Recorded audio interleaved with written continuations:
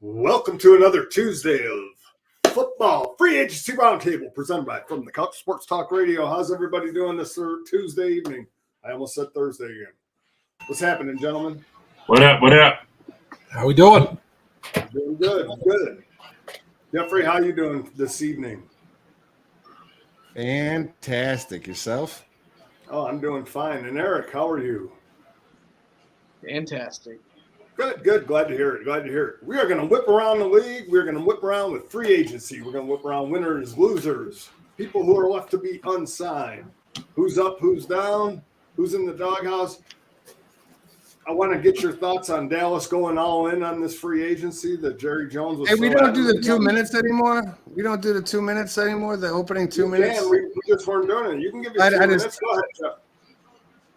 Do your 2 minutes. My 2 minutes.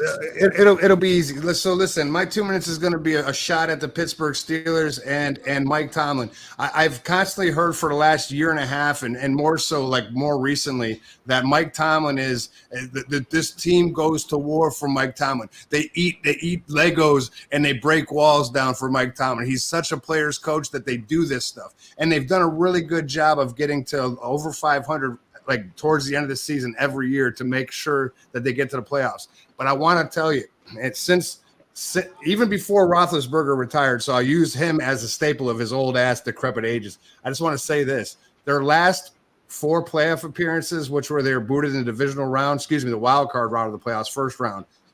They got so excited and played so hard for Mike Tomlin that they gave up 21 points at a minimal in each one of those games. Were losing at halftime of each one of those games because they came out and played like shit. But the good thing about Mike Tomlin is at halftime, the players said, man, you know what, Mike? We're sorry we've been embarrassing you. We're going to try to get this game back to 500 like our season. And 4 years and the last 4 seasons they didn't because Mike Tomlin sucks. And so do the Steelers' offensive line, and that's all I got to say about that. I'm just messing with you, Eric. Hey, to be honest with you, hey, that I know this isn't a rebuttal thing. I'm talking shit. I am being honest though. Those numbers were real. 4 straight games, 21 points before halftime. And though the second half did show that they didn't want to get beat up too bad because they came back and almost beat Jacksonville. They came out and almost beat Cleveland. They came back and didn't really almost beat Buffalo, even though Eric would say they almost did. And, well, they didn't come close to beating Kansas City. But all those things, all the playoffs or all the regular season accolades and all the free agency stuff, Pittsburgh is winning in free agency right now. I agree wholeheartedly. I think they've made some amazing deals. I think they've made some head-scratching deals to myself. We'll see how they go. But my 2 minutes was used, and I didn't even do full 2 minutes, David. I'm done. Right. But I just needed to vent on that awesome Mike Tomlin head coaching prowess and the team that bites nails for him.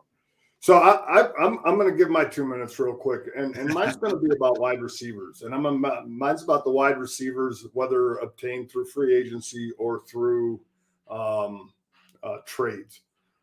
First of all, to the New York Jets and to the Cleveland Browns, I understand that you needed help in the wide receiver department. But you both signed, either traded for in Cleveland's case or signed in the Jets' case, 2 wide receivers who hamstrings go at the snap of a finger. And now they're both going to be playing in colder climates. So, I think Mike Williams, as he was boarding the plane out of L.A., I think he pulled his hammy going to New York to sign his contract. And Jerry Jeudy, I think, pulled his hammy running to the table to sign that ridiculous extension that Cleveland offered him. I think it's kind of funny especially in a draft that is stocked with with wide receivers, that teams would go and make these moves with injury-prone wide receivers and then giving them the money that they do. I understand that teams have a need and they want to win and they have other holes to fill. But no, actually, Paul, I'm absolutely not. I'm glad we got the receiver we got in Buffalo.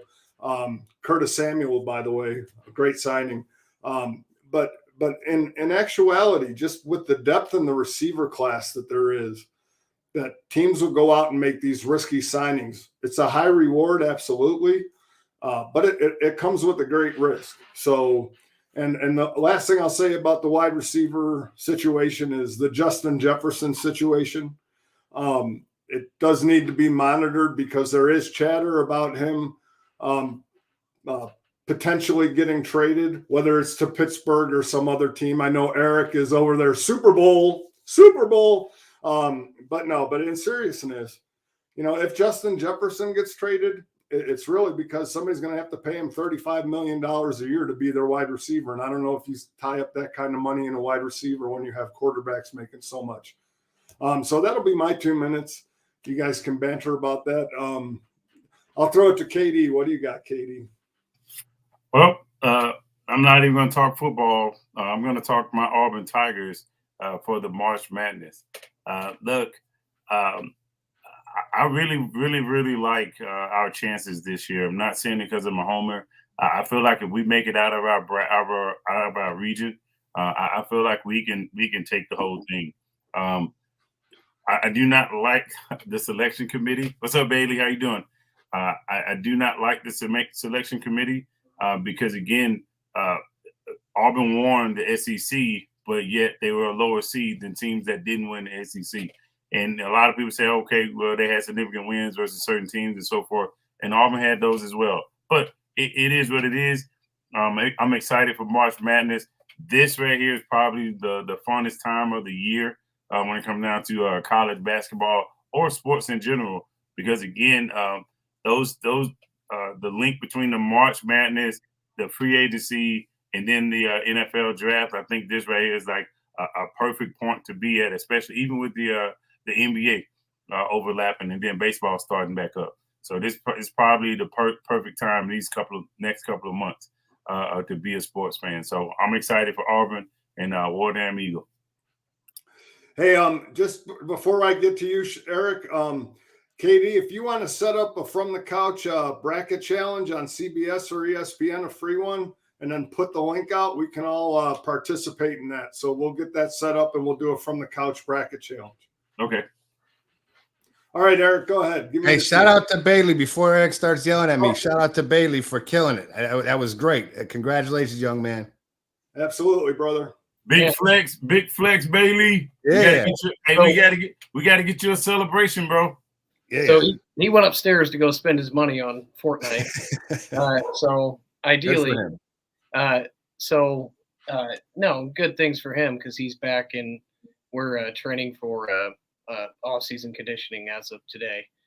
So we didn't take much time off at all. We're back in working towards next year, whether he's got football coming up and wrestling.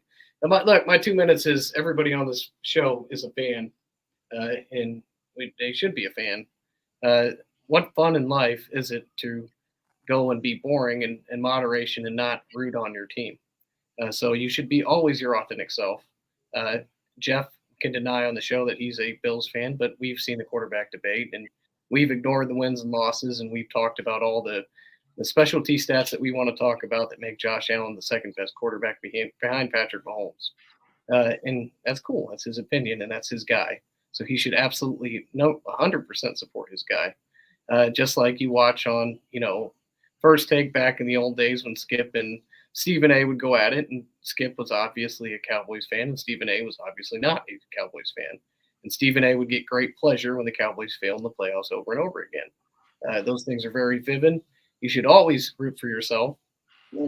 So ideally, Super Bowls aren't won in March, but they're a step closer. And when you're only paying your quarterbacks $2 million, go take a chance on a $35 million wide receiver. Sean. Okay. I'm Sean. I'm bald, fat, unemployed, and I live with my parents. Boy, okay. I really didn't have much for the 2 minutes, but David, you're a hateful little man. You're a hateful little man. How dare you say that? How dare? You know, I understand Jeff's hatred toward the Steeler fan. We all kind of have that. But that you know, Samuel. Oh my God, he's so great. Give me a break, man. So anyway, I think he shit the bed, and that's all I have to say. Hey, so hey, listen, I'm not going to rebut anything. I will say this: I am a fan of the Bills, right? But I say things objectively. The reality is this: is we can have a debate about where Allen stands, and I'll say he's behind Mahomes, right? And it's funny because we can debate all day long about all the other quarterbacks that should be above him, but you mentioned names like Joe Burrow, who hasn't played 2 full seasons. I mean, he's got 1 year in which he played well. I get it, but he's been hurt. But then you talk about a Dak Prescott. I okay, got it. Then you talk about a who, Lamar Jackson. I will sit here and tell you again, and to me, Lamar Jackson won on the backs of the faces on TV. There is no statistical data at all from any regular season MVP voting that you could line up and say that Lamar Jackson definitively was the MVP. I'll argue that until the day I die. Just like Myles Garrett is not the MVP. Say again? Just like Myles Garrett is not the MVP. No, he's not. He's the defensive player of the year. Here's the deal, Eric. You can argue this point, and I'm okay with that. I will tell you that when you argue that point, the people come up and they'll say, hey, Eric, this is why Myles Garrett was picked. This is the additional man coverage. This is the additional snaps. This is the addition. They will add you can shake your head. No, they did it. I watched them give you stats that showed that.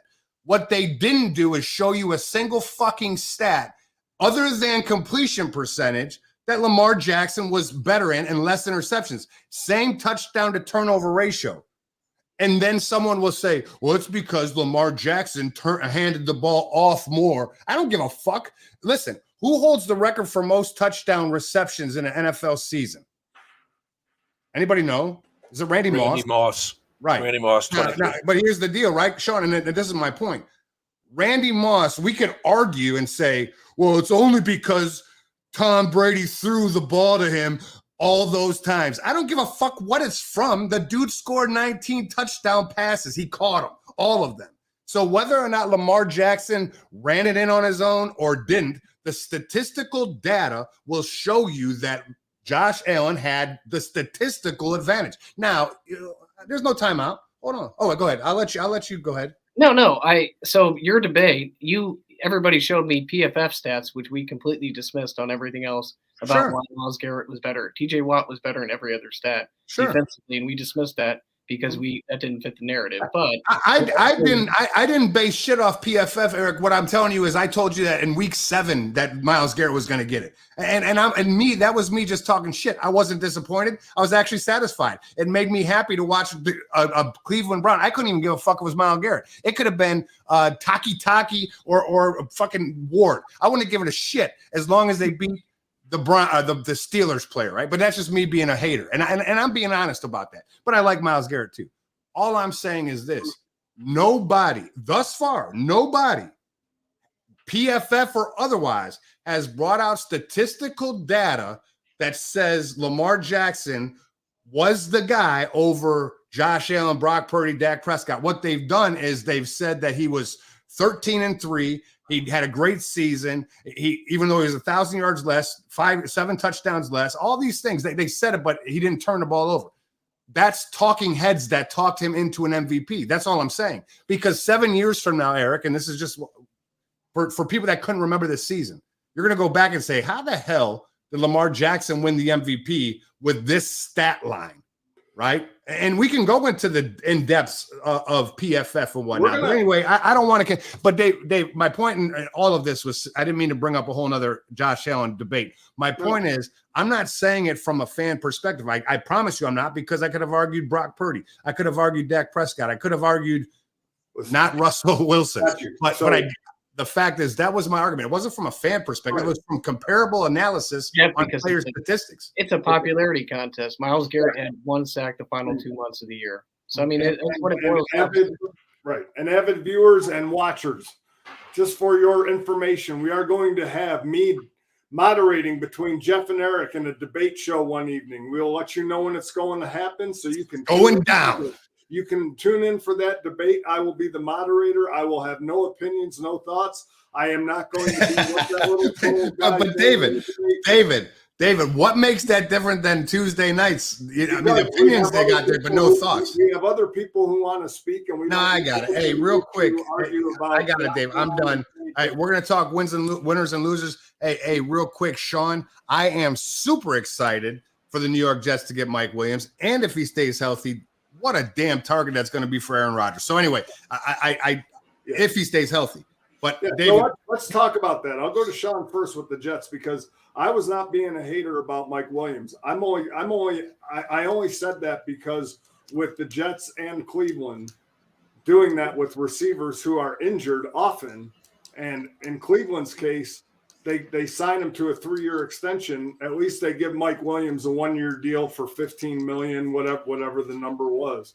But I wasn't trying to be a hater. So let's talk about your Jets, because they've actually done some really good things in free agency, shored up their offensive line, got another weapon for Aaron Rodgers coming back from his torn Achilles, their defense. So give me your take on the Jets. Okay. First of all, it only took 8 years for the Jets to realize we have to do something on the offensive line. So being slow learners that they are, we addressed it. Is it the greatest offensive line? No. Is it going to be a top 10 offensive line? No. I'll take around the middle of the pack, but it's better than 32. That's what we had.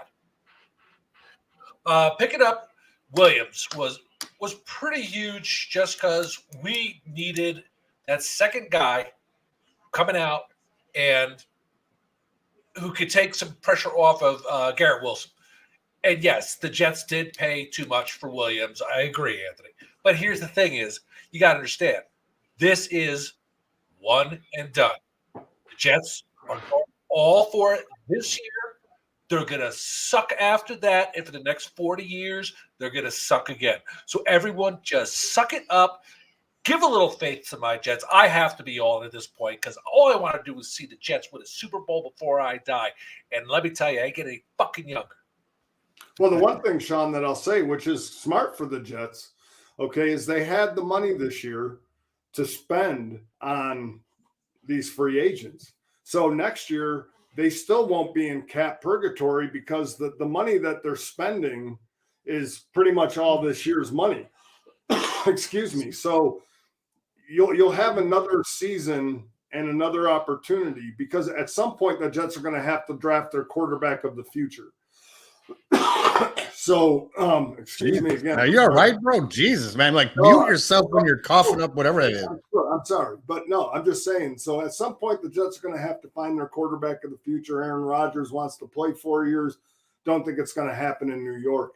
But that being said, I think they've done smart. They've made some wise moves. They haven't given up. They still have a high draft pick, and they can build either that offensive line or their receiving core, or grab the tight end from Georgia, Brock Bowers. So, I mean, I think the future looks bright for them. And they just re-signed C.J. Mosley to that 3-year extension. So good on them. They keep their core of their defense, and they got that good core.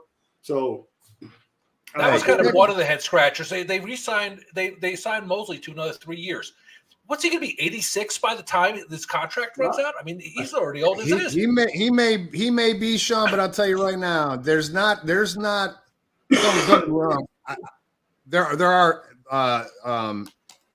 linebackers in the NFL that are better, right? But I will tell you that Mosley is that guy year in and year out that he's there. I mean, now if he starts showing decline, then that's going to be sucky, right? At year 2, if it's like this is his year and then the next 2 years he sucks, well, that goes back into a different place, right? But anyhow, hey, real quick, I'd like to ask the panel this, because when we look at winners and losers, I want to ask teams who are the winners and losers, right? I want to just state this. There are only 2 losers in my opinion. Yeah, I mean, I'm sure there's more and there's people that are at the tail end, but from a loser perspective, look, Arizona is a loser, but I think the bigger loser of all of this is a team that I can't remember right now because I had them in there. Dallas? No, Dallas didn't do shit, right? I mean, but they're not a loser. They've lost players. No, what was the team I was going to say is just Denver or Jacksonville. No, Jacksonville a winner. The Chargers, man. To me, the Chargers are because here's why I say this real quick. Atlanta lost. I mean, not Atlanta. Arizona lost, but Arizona wasn't good, and there were so many players away from goodness. When I look at the Chargers, I am blown away by just how much they lost. You know, we could talk, and Eric, and we've kind of busted chops about, you know, this team lost these guys, this team lost these guys, and everybody's lost players and added some new ones. But the Chargers, they summed up, or they got their defense back together, but their defense was fucking atrocious, right? No matter the players that were on there. I mean, I get it, man. You get a Bosa back and you get a Khalil Mack back, you restructure, but their defense was not good. Now, on the flip of that, the bright spot for that team was a Herbert-led offense. Eckler leaves, so you got Gus Edwards, who's hurt sometimes, but he's there. Maybe that's a good fill-in for Eckler. But now you lost both of your prime receivers. And obviously something's going to give. They're going to have to bring somebody in. So is this where they overspend for a Justin Jefferson for 5 years, 150, because they done squashed and squandered their offense? That's the only team that I think that really lost, because they were in the mix of conversation of competitive.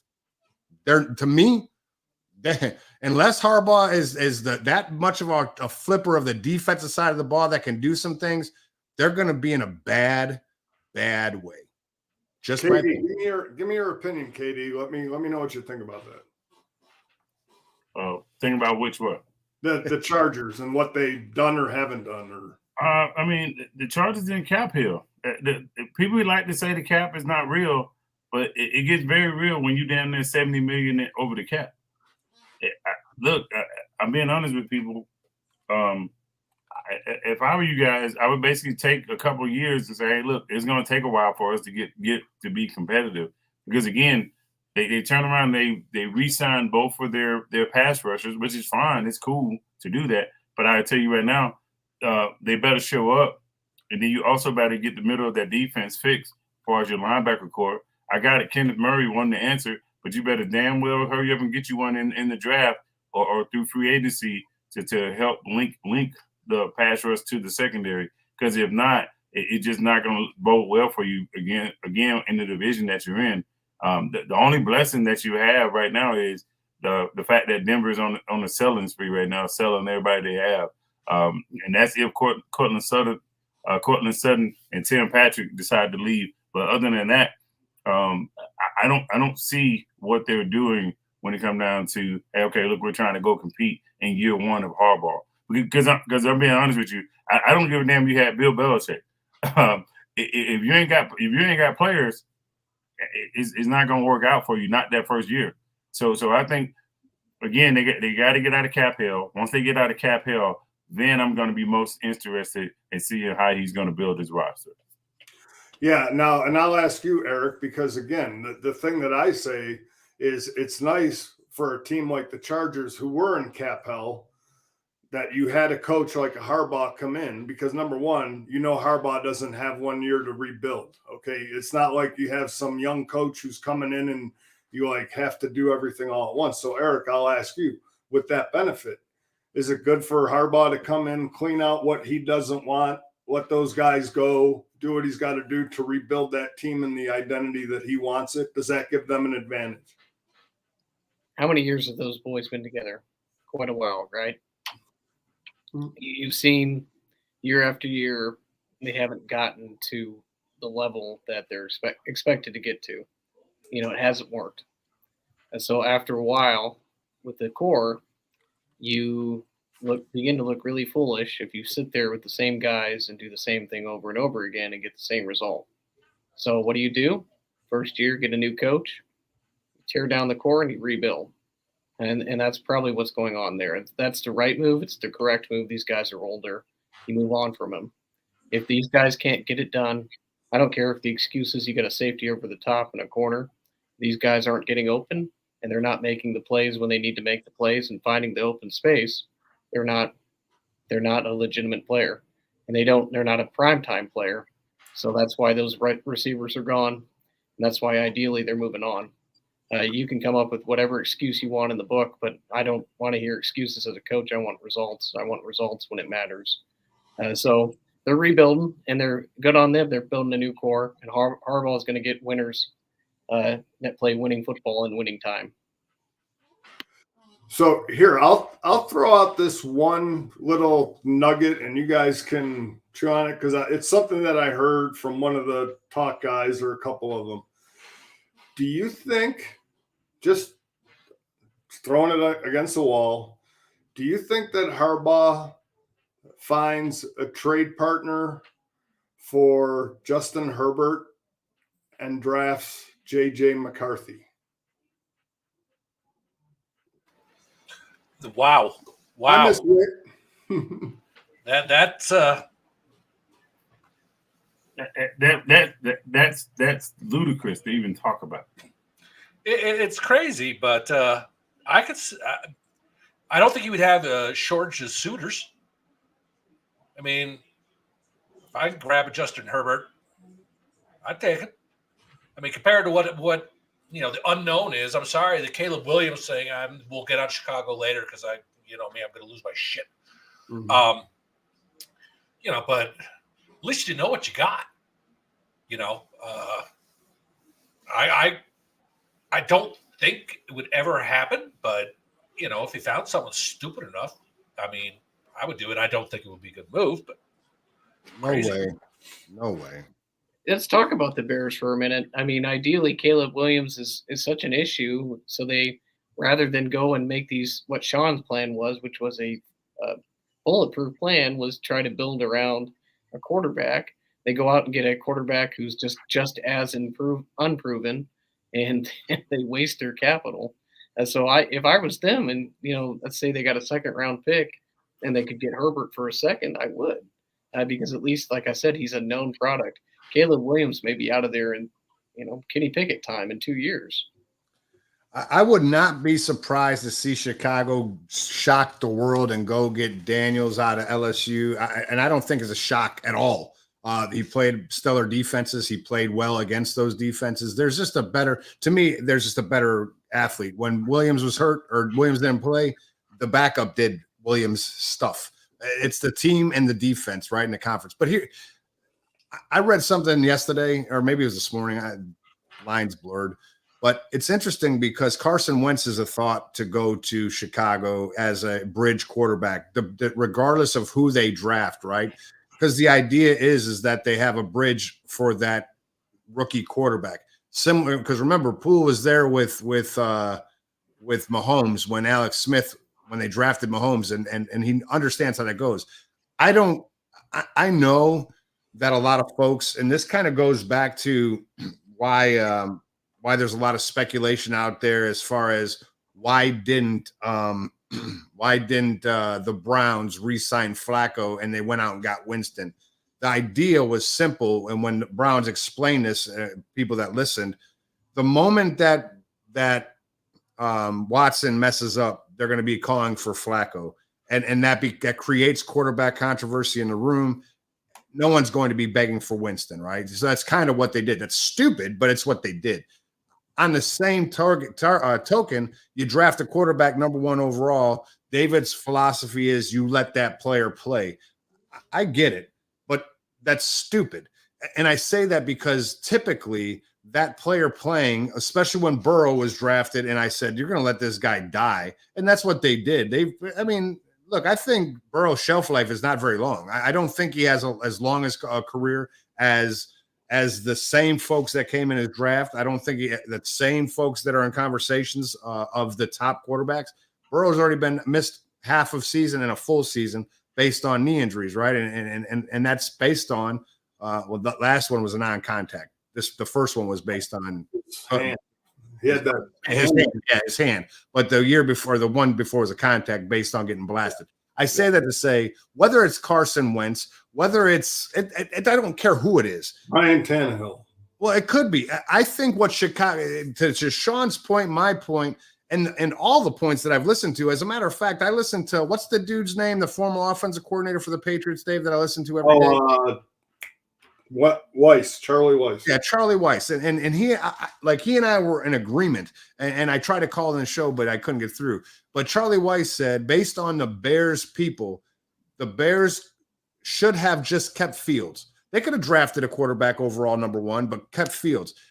You gave up a 6th-round pick to get him, or got a 6th-round pick to get him. If you would have held him until August, you would have got a 5th, 4th, 3rd. If you would have held him to the 4th week of the season, because 60 quarterbacks have played over the last 2 years in each season, someone would have needed a quarterback. Your value, you're not paying Fields anymore. You don't have to pick up his 5th-year option right now. Pittsburgh will have to at some point in time, but neither here nor there. The reality is that it was a foolish move on the Bears' part solely to take care of Fields, but you fucked your team because 6th-round pick, not to say that it can't turn into a great thing, you could have got more later, and you could have still drafted a quarterback #1. However, I wouldn't have done it, but I understood what they were saying. It makes no sense to have traded him when they did, but that's Chicago for you. Sure. Katie, what do you got? Yeah, we talked about it in the chat, or we talked about it somewhere. Me, Jeff, and some other people. I'm off of the Caleb Williams thing. I've been off of him for a while. For me, you got to stand above everybody else to be the #1 overall pick. To me, he hasn't done any of that. At least with Baker Mayfield was coming into it as a Heisman Trophy winner, where he's like, hey, I proved something, that I've won something, I've been somewhere, so forth and so on. With Caleb Williams, yeah, a lot of people make excuses for him. The changing of the OCs, of the head coaches, changing of schools, and all that good stuff. All that was his doing. Him hitting the portal, going to different schools and so forth. That's his own doing. I got it. You got quarterback controversy, but if you say you're the guy and you're saying you're a generational talent, then why not beat out said guy?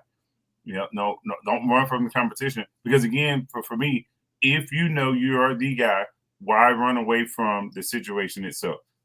Stay there, prove your point to where now when the NFL draft comes around, there is no doubt whatsoever at who we're taking #1 overall.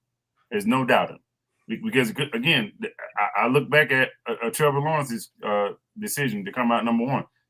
Look, he had been to where he had won some stuff. Again, I don't like Clemson, but he had went there and did what he needed to do and establish himself as a generational guy. So, hey, you feel like you can build around. There was no question marks about what Lawrence is going to become or what Lawrence could be or whatever it may be. It was none of that. It was always, hey, this guy could do some good stuff in the league. With Caleb, is still up in the air. Do the guy even really want to play football? Is he committed to football long term? Because he's the type of guy to come in, get 5 years, and like, all right, I'm good. I made my money. I'm out. That's the other thing. Do I want to waste that kind of effort and energy in a player who's not going to be there for 10 years, who's not going to be there for 8 years? So again, if it's me, I'm going Jaden Daniels, and then whoever is there at 9 for best player available, upgrade to the offensive line, or another pairing of a wide receiver, and going about it that way, because they answered the running back question, so that's a good thing. They just basically have to get some complementary pieces, and then they should be okay. Yeah, what the one thing I'll say about Caleb Williams is this: he could be a generational talent. He could be that guy. I'm just saying. I'm just speaking it. I'm not saying that he. What I'm saying is this: any team that wants to deal with Caleb Williams' father, and I think that's going to be even the bigger issue. I think Caleb Williams' father is Archie Manning on 10 cases of monsters. Okay, because this guy wants for his son, He already tried to see if he could circumvent the rookie cap. He's already asked the team about getting ownership in the team. So any front office, and again, those are reports that could be total bull crap, but even be that as it may, even if it's not, or so be it.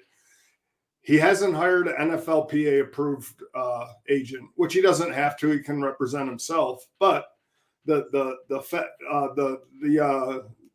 pink can, the color can, yeah, the pink ones, baby. But no, like I said, my whole thing is front offices, I think, should just be leery of having to deal with that. Okay, because you don't want to have the guy go first overall, and then we know how. Chicago is with rookies and contracts and this and that. And I don't think they want to get into a war with their first overall draft pick.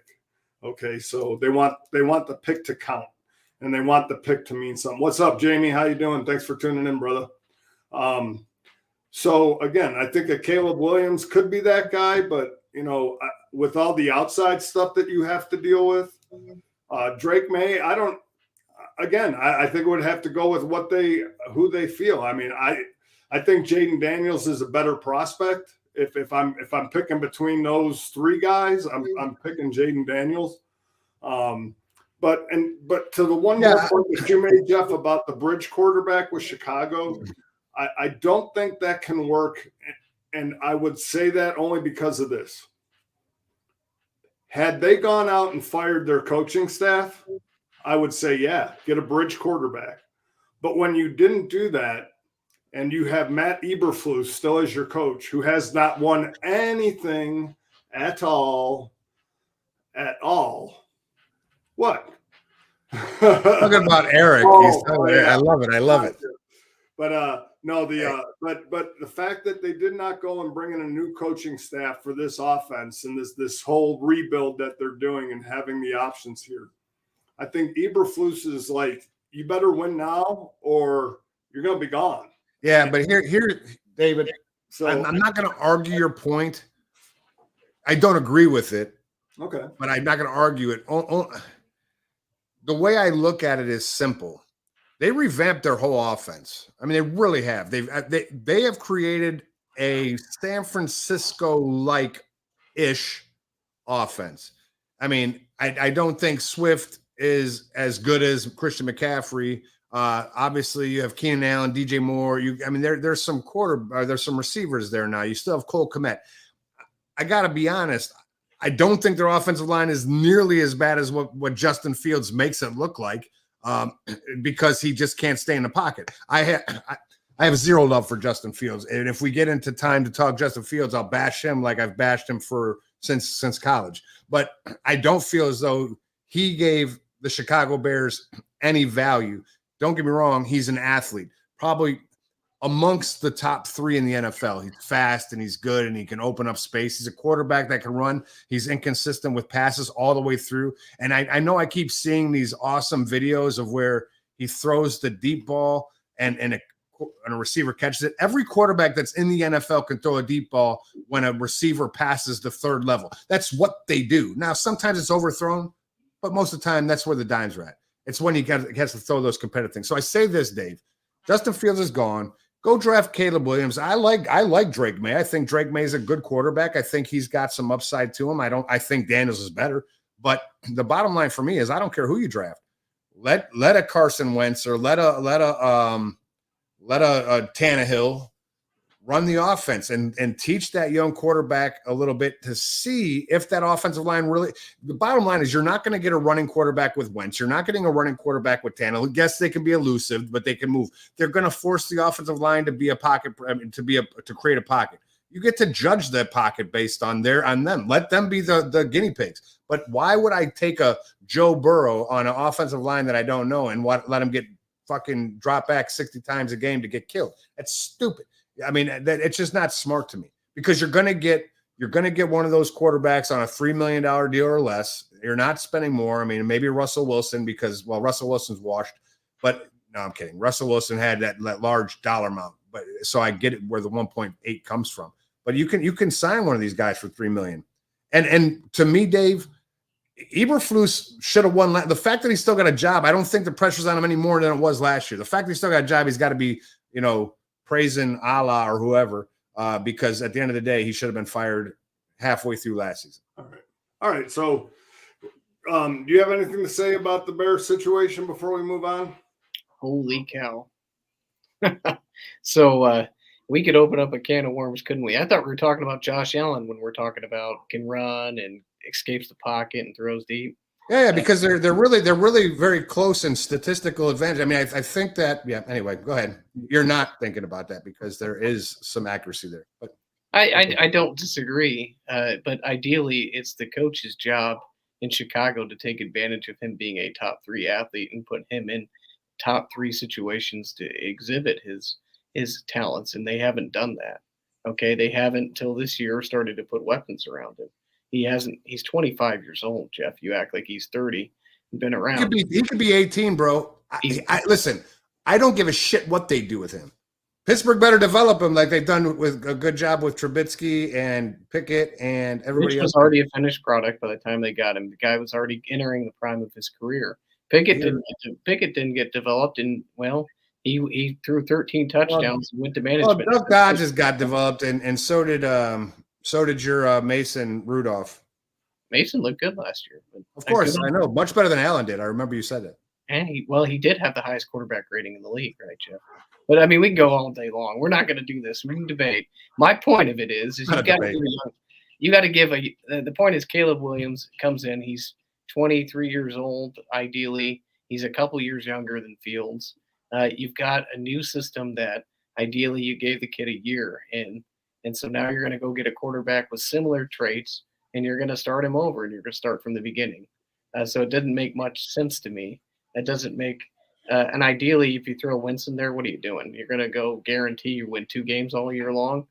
So ideally, you've got to really figure out an offense that really plays to the strength of your team, and that you've got to change the philosophy and build around your player instead of being stubborn and just saying, well, this is the offense we're running. Ideally, if you never adapt to what you have, you're never going to be any good. All right, and to my point, that's why I think having a quarterback and a backup quarterback, Sean, who can operate within the same offense and the same offensive scheme is so important. That, like I said to you in the chat with Baltimore. Okay, who did Baltimore sign as their backup? Who did they pick up? You got Josh Johnson. Josh Johnson. See, now to me, it would have made a great deal of sense if they would have checked on the availability of a Malik Willis. And I say that not because Malik Willis is this refined, great quarterback, but what I'm saying is based on the type of offense that the Baltimore Ravens won, I think Malik Willis fits that offense 10 times better than he does in Tennessee. Dave, I got to say real quick, because they do have a Malik Cunningham, who is like a poor man's version of Lamar Jackson. Yeah, sure. Well, David, 2 years ago, Malik Willis would have been a great product behind Lamar Jackson because that coaching staff would have benefited. The problem is Malik, and I love that kid, by the way. I have nothing negative to say about that young man. But the problem is, and this goes to the same concept with Justin Fields, there is no offensive coordinator in the NFL that will run an offense that Justin Fields will be good at. He's not good. Like, he's not. And I watched him in Ohio State, and it was great. He could just throw the ball against those sorry-ass Big Ten conference contenders. And he's not good. And so I watched him as he doesn't let plays develop. He can't read the defenses at all, ever. And he puts himself and his offensive line in jeopardy regularly. Now, sure, you can coach him. And by the way, Eric, I really look forward to your offensive coordinator because I think from what I understand, he's got a lot of experience with running quarterbacks, which he doesn't. And I like it. But, I mean, he'll help him become a more pocket player. And now that's what I'm going to segue into. And I'm going to segue into the Pittsburgh Steelers. Okay, because I'm going to let you talk. And I'll let you talk, but I do want to say one thing because we've talked about Pittsburgh. You've talked about it extensively. You've enjoyed the Russell Wilson signing. because he threw 26 touchdowns last year. You love the trade because, again, it's a win for Pittsburgh because they don't give up anything until 2025, and it's a 6th-round pick in 2025. It's not even a pick this year. It's next year. So there's no risk, no reward, really. I mean, there's no risk, high reward. If Justin Field works out, then, of course, I believe that great trade. But here's what I'll say. You've talked about the weapons that you have. You said you have George Pickens, and then you said you have Van Jefferson, number 4 or 5 on the Rams. But all of a sudden he's a number 2, bona fide number 2 in Pittsburgh. You have Calvin Austin. You have Washington. What's his name? James Washington. Is that it? Dave, are we talking about? No, wait. No, who's the other wide receiver? He's not even a receiver. Darnell Washington's a tight end. Oh, Darnell Washington. I was thinking about the other guy. So you have Darnell Washington, but you have Arthur Smith as your offensive coordinator. So let's go look at Kyle Pitts' stats in a Arthur Smith run offense, one of the best pass catching tight ends, and he wasted 3 years on Arthur Smith's coach team.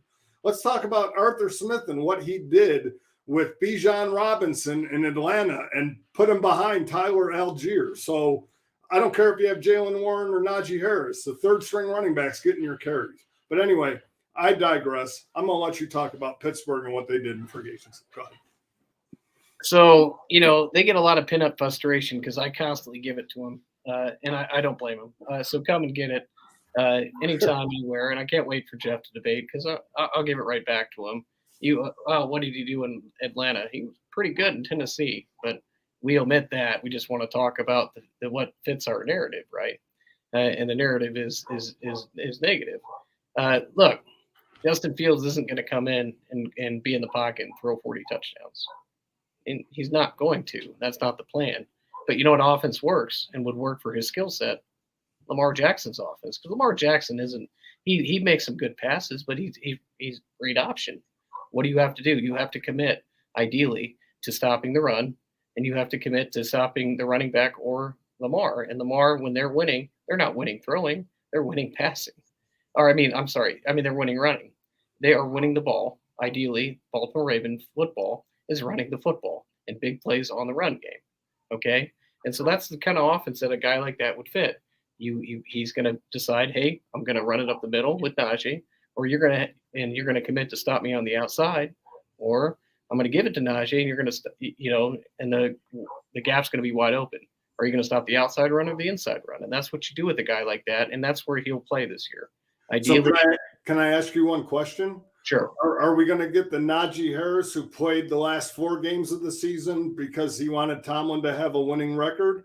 Are you going to get Najee the first 13 games of the year that was played soft? And what's interesting to me is Dave, Jeff mentioned, Jalen Warren wasn't in the top, whatever. He had 1,200 yards, and he had 857 yards. He had 5.2 yards of carry. And he was a large part of the offense, grinding out first downs. And that's when they were winning games. Najee was great the last 4 games, but it's a 2 running back system. But regardless, and I don't want to spend a ton of time, Pittsburgh has done well in free agency because they spent $2 million. They got 2 quarterback options. They won 10 games with throwing 13 touchdown passes last year. They have a guy who threw 26 on a bad team and ideally doesn't need to come in and be the savior of the team. He just needs, when they stack the box and Najee's running into 8 or 9 guys, he needs to be able to play action and throw the ball more accurately than Kenny Pickett. That's it. That's it. That's the only debate. Najee's running into 9 guys every time. He's running into a 9-guy box every time he runs the ball. Okay, because Kenny Pickett couldn't throw, and nobody respected the pass game at all. And so ideally, you're not going to stack the box 9 guys this year for Najee, and there's going to be more opportunity on the offense. The only issue I have with that level. So look, Russell Wilson is it's like I don't want to talk bad about Russell Wilson because I actually like Russell Wilson. I'm not even mad that he's in Pittsburgh. I talk nonsense to you because you're a Steelers fan. But the reality is, and it's cool with the 26 and 8. I get that. And the idea from a logical perspective says if a guy that threw 26 touchdowns and 8 interceptions comes in, then he's going to be able to do the same thing. Well, I'm just going to put this out there. that Cleveland had the second best defense in the NFL, or third, excuse me, and Baltimore had the first. And I'm telling you, when you look at who got the most sacks last year, quarterback-wise, and you could say Denver on a bad team, before the season started, Denver was slated to compete against Kansas City. Unfortunately, it took an ass whooping 70-20 something against Miami. But here's the reality to me is that Russell Wilson was the fourth most sacked quarterback. And I'm not going to blame it on the offensive line. I'm going to blame it on hit, because here's the deal. Most inconsistent from accuracy perspective of 10 yards or fewer. Right? When he throws it on the back, his numbers came up because he threw more screen passes behind the line of scrimmage than any other quarterback in the NFL. His long passes were non-existent. He was sacked. He lost his ability to be as mobile as he was when he was younger. I can respect that. He's never been a running quarterback. He's always been a guy that can extend the play and always look down the field. But the reality is that no matter what we're talking about playing on a different team with an equally suspect offensive line. I don't care how much you say it's better. It's better than what?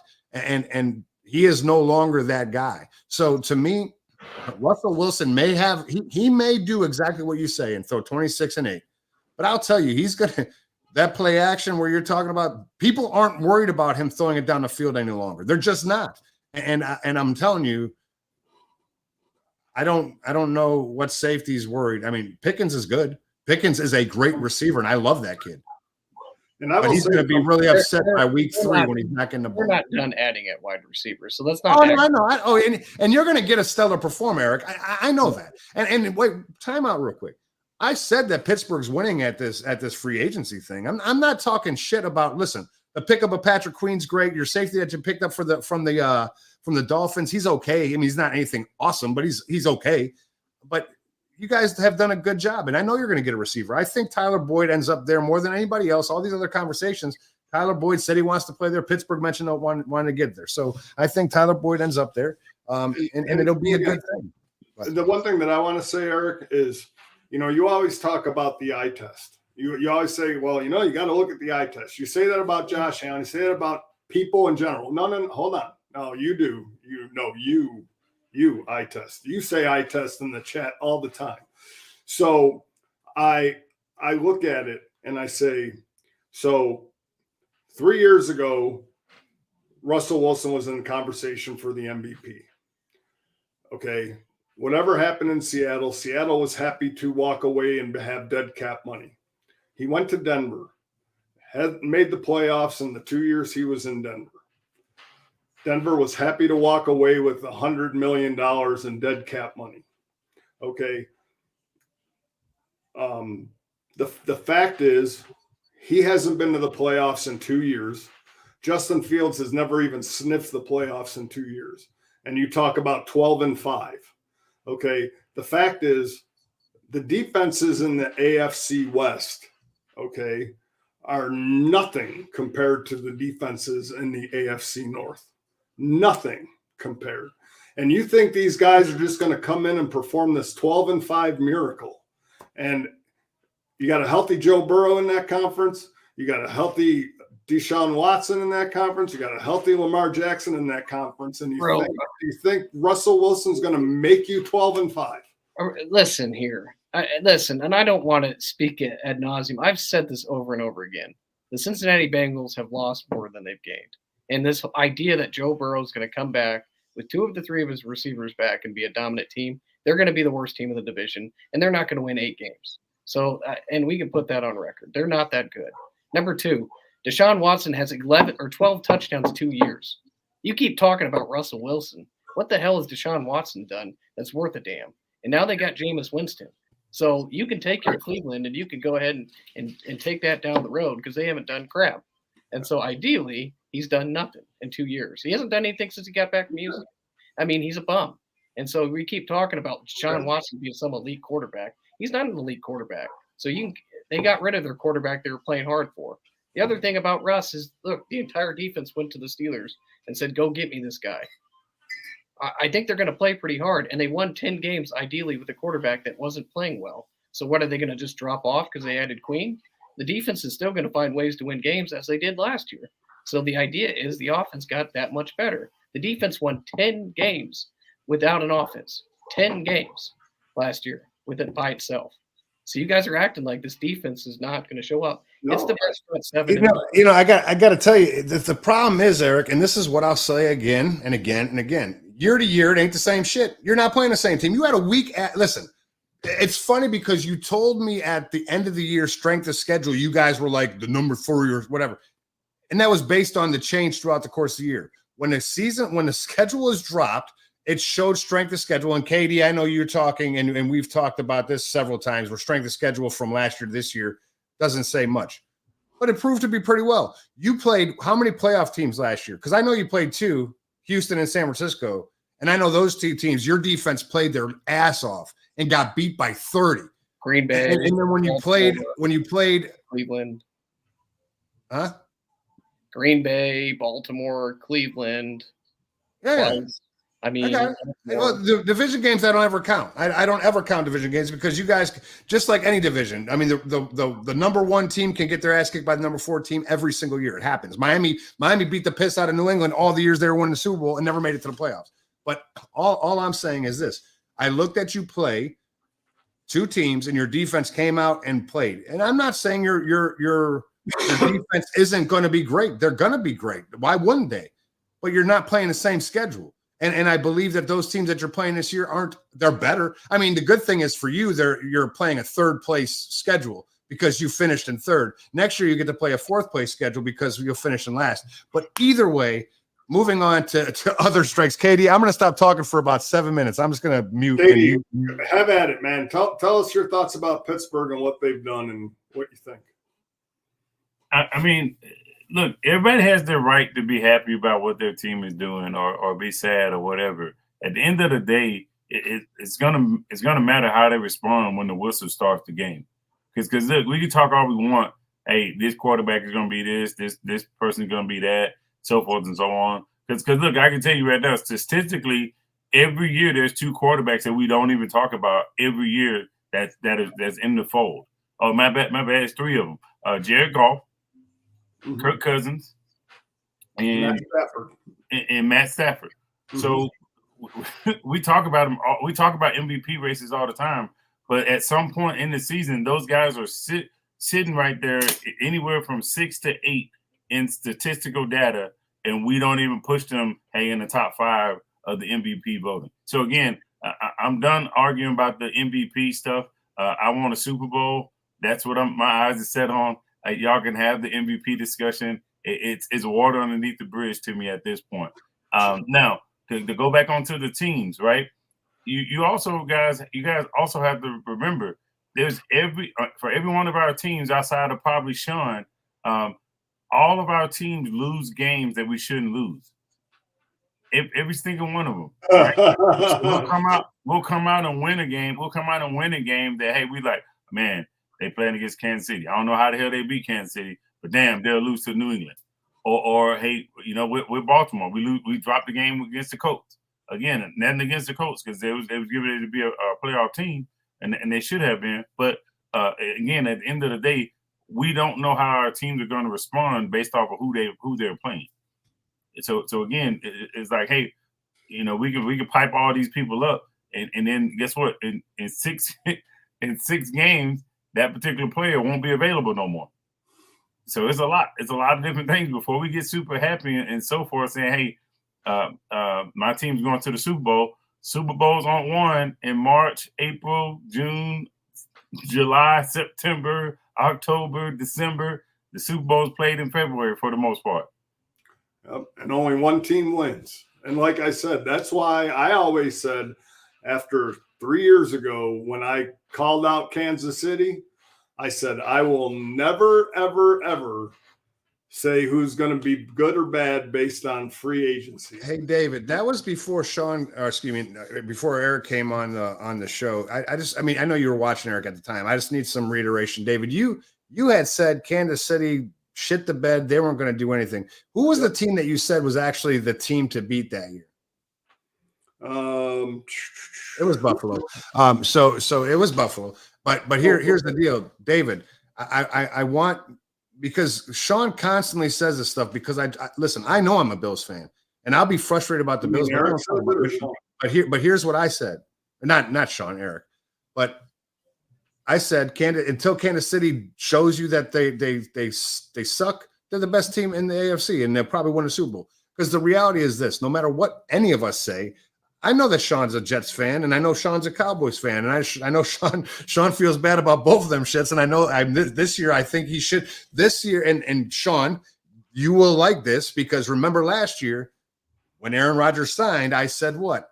Man, this is going to be a real difficult Jets team to beat. Well, here we go. We're in this same space. It's March because this is when we were talking about it before. We're going to talk about it all summer, and then we're going to play football. And I think the Bills lost some talent on a team. I think they've replaced it, but I think at the end of the day, I don't think they've moved backwards at all. Their offense is still the same. They lost the lineman, but who gives a shit? I think at the end of the day, some of the other things that they got to do to maintain the level of competitiveness is maybe draft an entire draft of offensive weapons. I'm sick of this. Is kind of my frustration.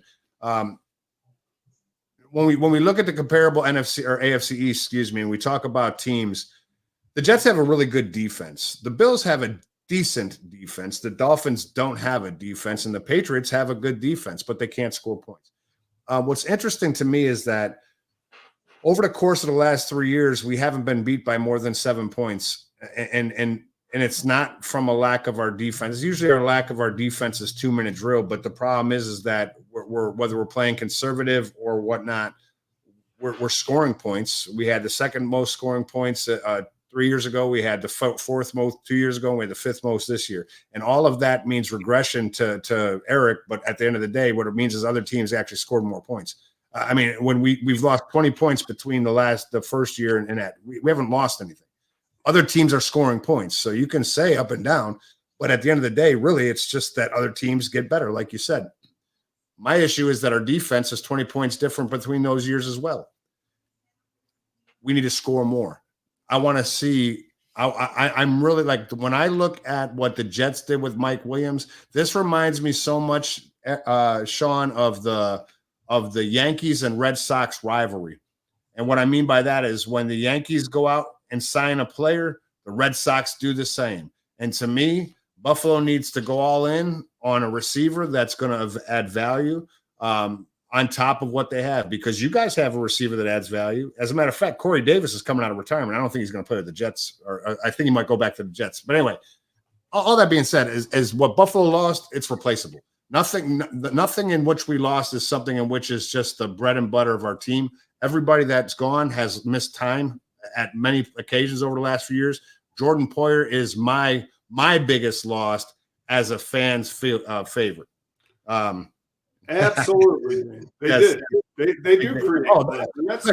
I don't, Miss Jane. I don't dislike the Steelers. I dislike your son. No, I'm kidding. I don't dislike him. He and I have battles all day. Hey, don't have her come on here. It won't be. Oh no, I'd love her to. Listen. I like what the Steelers have done. I just need this. We need to see what it does on paper. Again, the Ravens have done some things. I mean, to me, the Jets are the team. Atlanta is a team we're not talking about. I think Kirk Cousins is the most underrated quarterback in the NFL. I feel so awful for people talking nonsense about this dude. I think he's the most underrated quarterback, and I think it's going to be very interesting. Hold on one second. Eric, don't shake your head, man, please.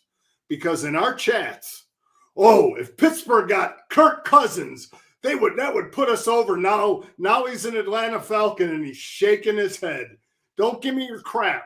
That's what I mean about your arguments. Yeah, but see, Atlanta was a top 10 defense. They brought back the same defense.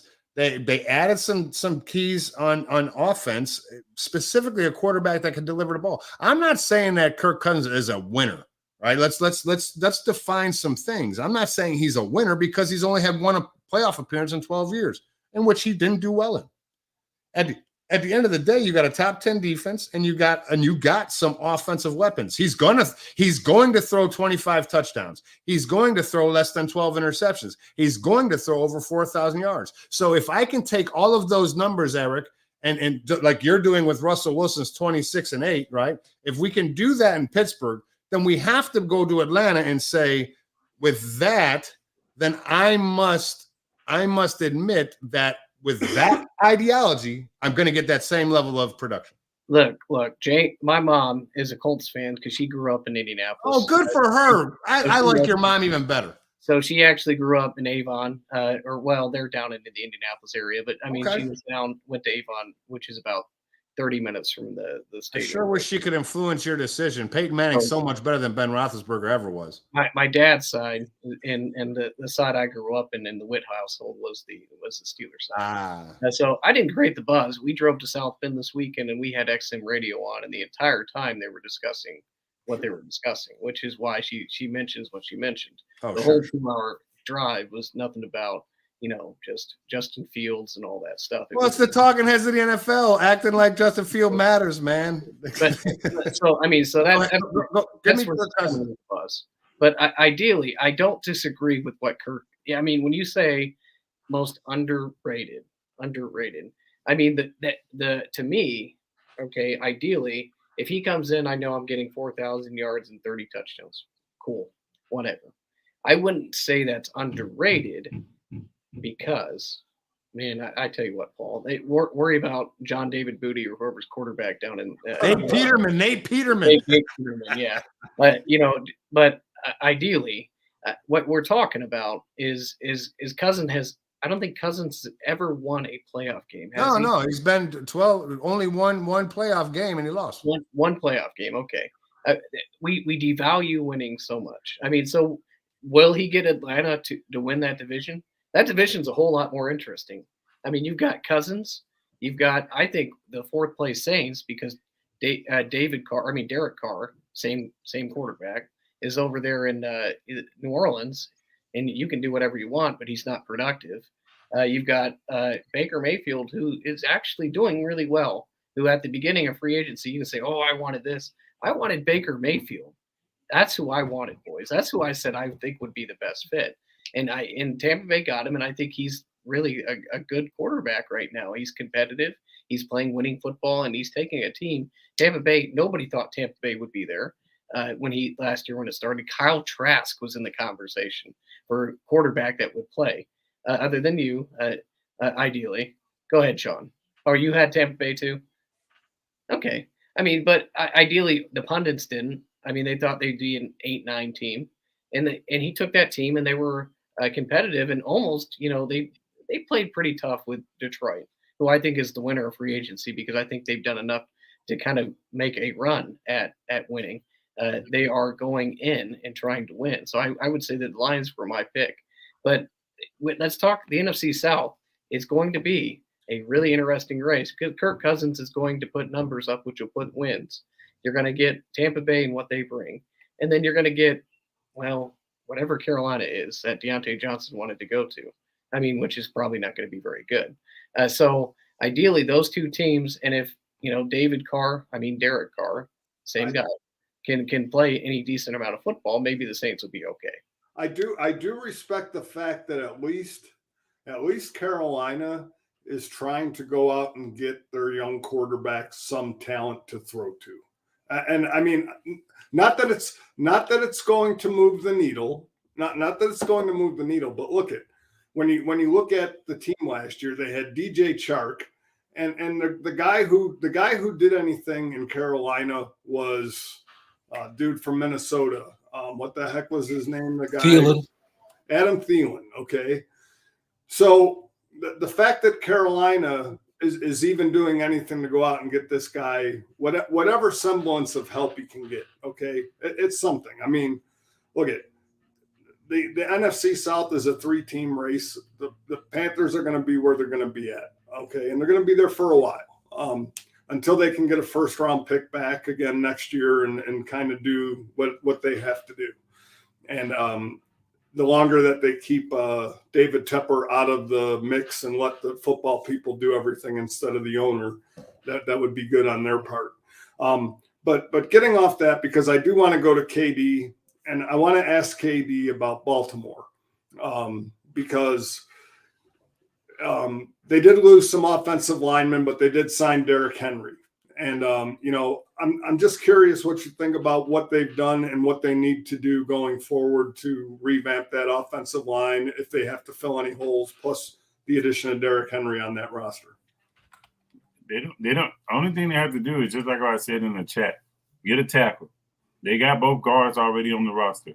You got Ben Cleveland, you got Patrick McCurry, you got Falele, you got so many. You got Voorhees that they drafted, Andrew Voorhees from USC, who tore his ACL in the combine, who's probably going to be a top 10 pick. They got plenty of guys. It's just a matter about who you want in what particular position. And to be honest with you, if you look at two of the three players, the only one, like I said in the chat, was of significant value was Kevin Zeitler. John Simpson was a guy that was put in for an injured player or a player that was underperforming, which is Patrick McCurry. He got back out of the doghouse and he started to come back into the role, but John Simpson was already there. The other thing about it is you need to have a healthy offensive lineman going into the playoffs. That we were not healthy. Those two of those guys weren't healthy. They was battling injuries to the point to where they were basically subbing them out in series. You'll get one series, then they'll get a series off, and then they'll come back and play another series. That's what we were doing with our starting tackle. So again, I'm not making excuses or anything like that. But if you have that type of stuff that's going on, again, you're going to need to revamp your offensive line. So for me, I'm saying they get younger on the offensive line, which they already have done, and take one guy or maybe two guys in the draft, or if they can get a younger guy in free agency. I'm liking what Baltimore's doing, being patient, getting back the key pieces, not the splash players. Because, again, some of these guys, if you're looking at some of the contracts that these guys taking, here it is, we're thinking, hey, the guy was going to be a 14, 15 million guy. No. Who could block Watt though one-on-one? Not many. Myles Garrett. Not many people. Right. Another defensive right. So again, when it comes down to it, I just think, hey, we get younger along the offensive line, and I think we'll be 100% fine. We did have a good signing today of Arthur Millette, bringing Arthur Millette back. He played some good ball for us, being our third cornerback. Doesn't need him to be out there 90% of the snaps. He can be out there 40 or 50% of the snaps. As long as when he comes in the game, he's not a liability. Well, I'm good with that. I didn't like the loss of Ronald Darby. I thought we gave him up a little prematurely, but that probably spells that, hey, we're going to probably go cornerback and probably the first three picks of the draft. The more interesting thing to me is what running back are we going to couple with Derrick Henry? Because, again, nothing against Justice Hill. I just don't think he's a good complement to Derrick Henry because, again, Derrick Henry's going to get, a 7, 8-man, 9-man box almost. And then now you put in Justice Hill in the game. I just don't think he's going to garner that same type of respect if you're trying to catch a team off guard. And then the last position, if I said we had to address any other position, it'll probably be wide receiver. And the only reason why I'm saying wide receiver is because we are missing one element to this. And what I mean that one element we're missing is that, hey, we go 3-by-1. We need to be able to win backside or even in the stack. Wherever that guy goes, we can win, whether it be big corner, speedy corner, slow corner, physical corner. Guy just can go and impose his will, and we can kind of scheme him open and be it. Because that's the next level. That's the one level we're missing on our offense currently with Monken at the helm. So what do you and someone to deliver the ball to that? I mean, from a running perspective, you got the best quarterback in the league to do the running thing, but to actually pass the ball. Here we go. I'm not going to get into that. I want to know. Well, first of all, I just want to say I think, and I don't care how Baltimore wins. I mean, look at the fact is, as a Bills fan, the value of a quarterback who can put the ball in the end zone 15 times a year is invaluable on the ground, let alone what he does passing the ball. So I am not going to speak on Justin or Lamar Jackson's prowess as a running quarterback, okay? Because, again, if however you put the ball in the end zone and win your games, okay, it doesn't matter. You can do it however you need. I think, number one, the fact that you signed Derrick Henry makes them the most dangerous team maybe in football if he's used properly, because to Paul's point, or Anthony says that Derrick Henry won't last in that division. I'm going to tell you right now, Derrick Henry doesn't have to run the ball 300 times a year anymore, and he's not going to have to. The fact that he's going to be in the backfield where you have a quarterback who can run and get outside the pocket and a running back who can run up the middle is going to have to spread your defense so thin, and you're going to have to decide which way you play that game.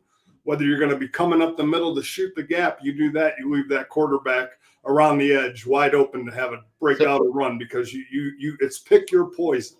But So what my question is to KD, who replaces Patrick Queen? Who do you have in that slot now to replace Patrick Queen? The missile that's been playing there the last 2 games when he was up, Trent Simpson. Okay, I wasn't sure. I'm just asking. Yeah, the issue. This is my whole issue, right? I love it. I love it how Patrick Queen got no love when he was on the Ravens team. None. He was quote unquote a liability. Now he leaves. For me, oh, he's a damn all pro. No, I love Patrick Queen myself. So he's an all pro. He's gonna smoke everything that's coming across the middle. Right okay. there. Okay. And look, I'm a PQ guy. Look, the one thing I don't like when players say it, and I'm talking about the Ravens fan, and he wasn't nothing until Roquan Smith got there. If you look at his numbers, it was only a difference of 15 to 20 tackles. Yep. He had some interceptions. He had some fumble forces. He had some sacks. He did everything he was doing when Roquan Smith wasn't there. You tell me any linebacker in any level of football, you put another all-pro by them, and the job doesn't get significantly easier. I'm waiting. Mr. Ray Lewis himself benefited from a Peter Boulware. Sure. Oh, yeah. It was beautiful, Katie. I know you can come back in time with me when I was blown away that you guys they felt you. I was pissed, right? And then you can remember when I kept telling you, man, this dude is not playing up to the level. This is not a typical Ravens defense. Queen isn't getting out there like he should. Once Smith came, I was like, now it's unfair. It's some bullshit, and they both fed off each other. So much so that your guy got a Pro Bowl nod over our guy, and our guy had much better stats than Raekwon Smith. But still, I'm talking nonsense. I like Queen, and I think it's going to do great in Pittsburgh. But I see what your point is, and there is someone to fill the role. I definitely sensed something, David, and it was interesting because it only amplifies the fandom conversation. For all y'all, I call Eric a fanboy all the time, and it's not like negative. I'm just like, whatever, fanboy. I can't argue with fanboys about fanboy stuff. And it's funny because David, he did make a comment about Patrick Queen before this year, not so much this season, but he did. But now there's a Steeler, he's like hyped up. But as you were talking about the RPO with Derrick Henry and the dangerousness of it, he's like, nah. But I'm sitting here listening to his explanation of why Justin Fields or Russell Wilson might be good underneath with a Najee Harris in the backfield when they're not even comparable to a Lamar Jackson nor a Derrick Henry. Because I wouldn't put those two running backs combined in the same conversation with Henry. You listen, defenses plan for Derrick Henry. I watched you talk about how you stuffed Derrick Henry at the line. I also remember seeing Ryan Tannehill as his quarterback and not Lamar Jackson. Listen, at the end of the day, it would have been the same. Listen, a Derrick Henry with Justin Fields, a Derrick Henry with Josh Allen, a Derrick Henry with Lamar Jackson, a Derrick Henry with another quarterback that has the ability to maneuver. That is a scary, scary situation for any defense because here's the deal.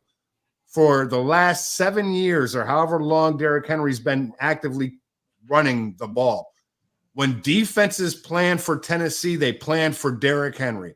Yes, they had to worry about the A.J. Brown play action. As a matter of fact, they had to worry about Tannehill because Tannehill was the number one quarterback off play action from accuracy and completion percentage. Under Arthur Smith. Say again? Under Arthur Smith.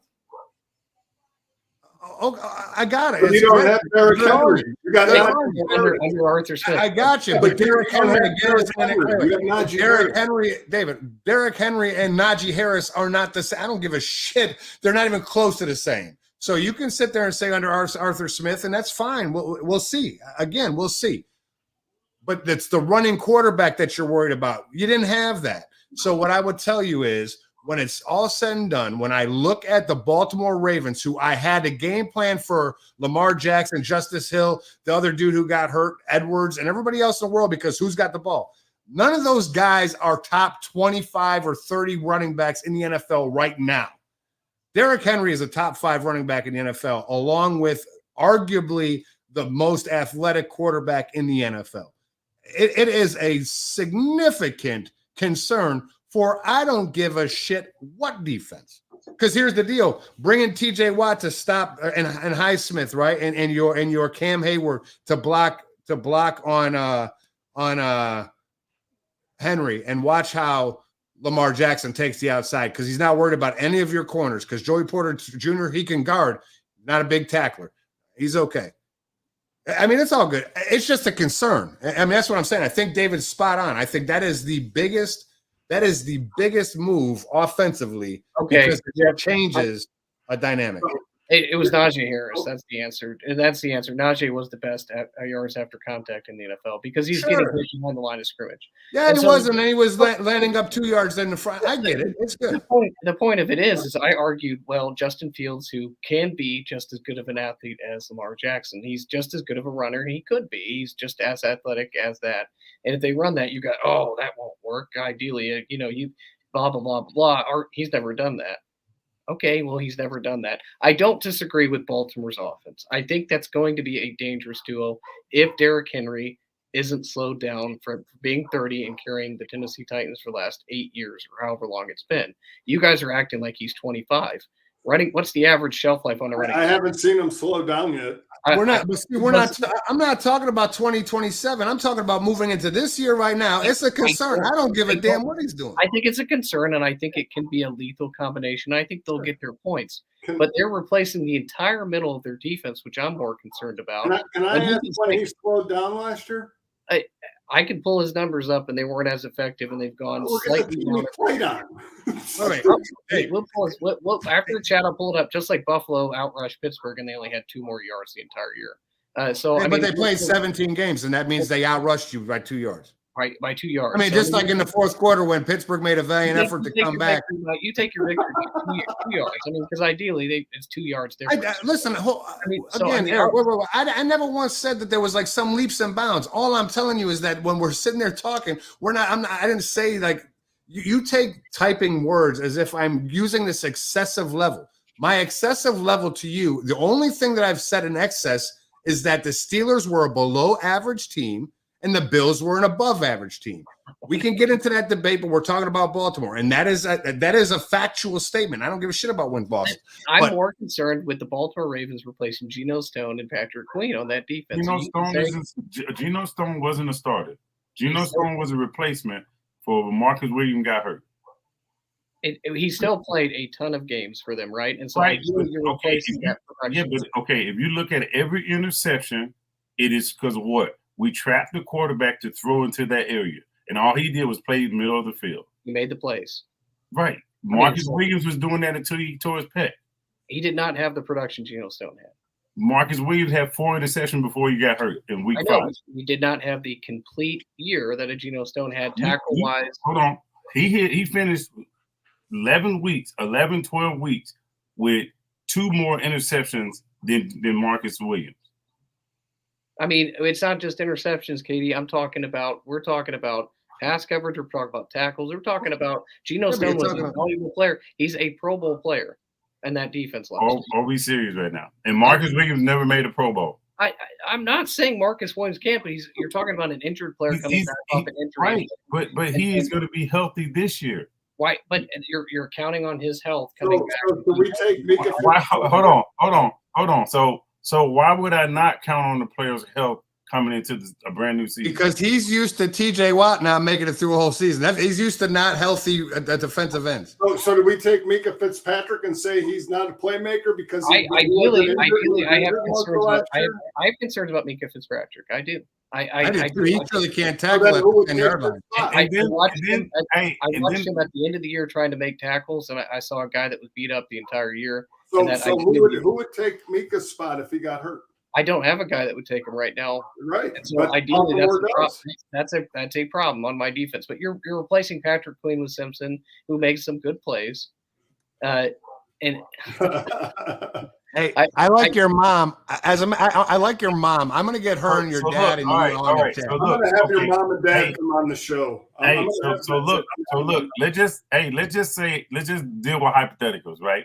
Let's just say he isn't the guy, right? We still have Ardarius Washington, who's 6'1". Again, he got injured. You don't know anything about him. He got injured. He was just as promising as Geno Stone. Matter of fact, Geno Stone got cut twice, and we brought him back. But he's a Pro Bowler, so got it. Yeah, and this is what I'm going to say, because you see, Eric, you argue. And you argue about names and players and this and that. So I'm just going to throw something out there. Last year, the Bills had eight guys on their starting defense who were injured and didn't play most of the season. Okay, as a matter of fact, our All-Pro duo safety of Jordan Poyer and Micah Hyde missed games together, and Micah Hyde missed the last couple games of the season. But the one thing is, and this is why I say signing your own back is much more important than going out and making big splashes. You can do that and they pan out and stuff. But if I remember correctly, in the last game of the season, when Buffalo had to beat Miami to win the AFC champion or AFC East title, who made the game-winning interception on Miami's last drive? Some guy named Taylor Rapp, who he signed as a free agent, was an under the radar, just not a great Pro Bowler by any means, just a backup filler guy that was there for depth. And he made the play, and we intercepted the ball, and Miami's season was over. So you can have 22 All-Pros throughout your roster. Injuries happen in football, as you say. It's what you have in depth. Like I said, the one thing that Pittsburgh has shown is that with J.J. Watt out of the line, or T.J. Watt out of the lineup, you're 1-11. So until Pittsburgh figures out how to fix that stat, that's one guy on your team, and your team is 1-11 without. You have to. Hey, take care, Miss Witt. All right, we'll see you. It's nice knowing there's the same Witt out there, because the other one is insane. Nuts. So hey, no. Again, okay. You brought up the stats, right? I love this. I love this about your stats. So how are we going to just automatically discount a player's ceiling based off what's happened in the past? That would be like, hey, we don't want to draft anybody because, hey, look, we don't know what you guys would be. I want to keep everybody here because they got over 1,000 tackles. That makes no sense. If you're sitting there saying, hey, okay, look, I'm going to be fearful because these young guys are coming in and they have two tackles or 2 sacks, that doesn't mean they can't finish the season with 150 tackles. They can't finish the season with 8 sacks. What if they have a better season than Patrick Queen? What if they have a better season than Geno Stone? Then what? Am I allowed to go now? You've been allowed. You've been allowed to say what you want. So here's the deal. Those are all unknowns. So we're talking about in the offseason right now of what if. And ideally, if any team is good enough to replace their guys and still fire, it's the Baltimore Ravens. They've done it for years and years. The key to this subject, KD, is I have said you guys will be in the playoffs, and I believe that. Ideally, I do not think the defense is as good missing those 2 players as they are going to be last year, and that's okay. I mean, you guys have quick. Somebody pull up Patrick Peterson's number. I'm gonna do the same thing you did. Patrick Well, Peterson sucked last year. I'm glad. Right. But you took a player's total career numbers. No, combined. that was last year. 211 tackles. No, we did not. Those two No, we guys. did not. No, 133 for Queen, 68 for Stone. Okay, got it. What? Listen to me. Marcus Williams is back.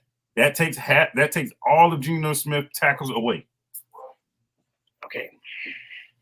All right. Every last one of them. Okay. I think so. So here's something interesting. Teams that win tend to have players leave. Yes. Teams that are good tend to still be in the same position the following year, despite the changes. I mean, it's just the way it is. Like you're signing your players to catch up to Cleveland. Cleveland's signing their players to catch up to Baltimore. Because the reality is you're going to sit behind both of them again. But Baltimore is just letting the players that are going to go get more money because they're not going to get it there. They didn't lose anything. Yes, I know that. I think Queen is a huge loss.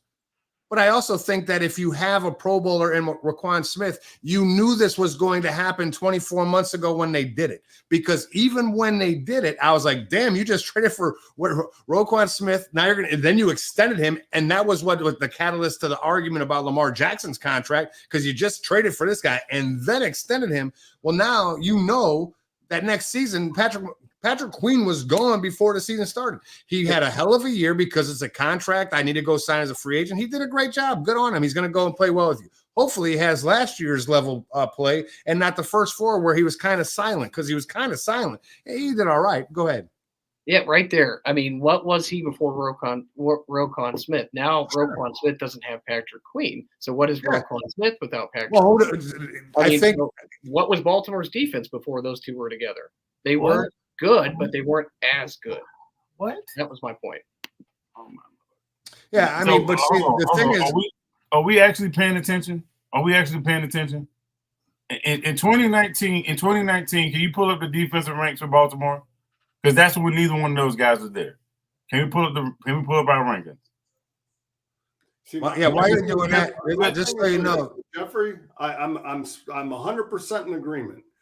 The good teams that are good go out, sign their own, and have continuity. They're not chasing anybody. Like Miami Dolphins, sign those guys to catch up to Buffalo. The Jets, sign those guys to catch up to Buffalo.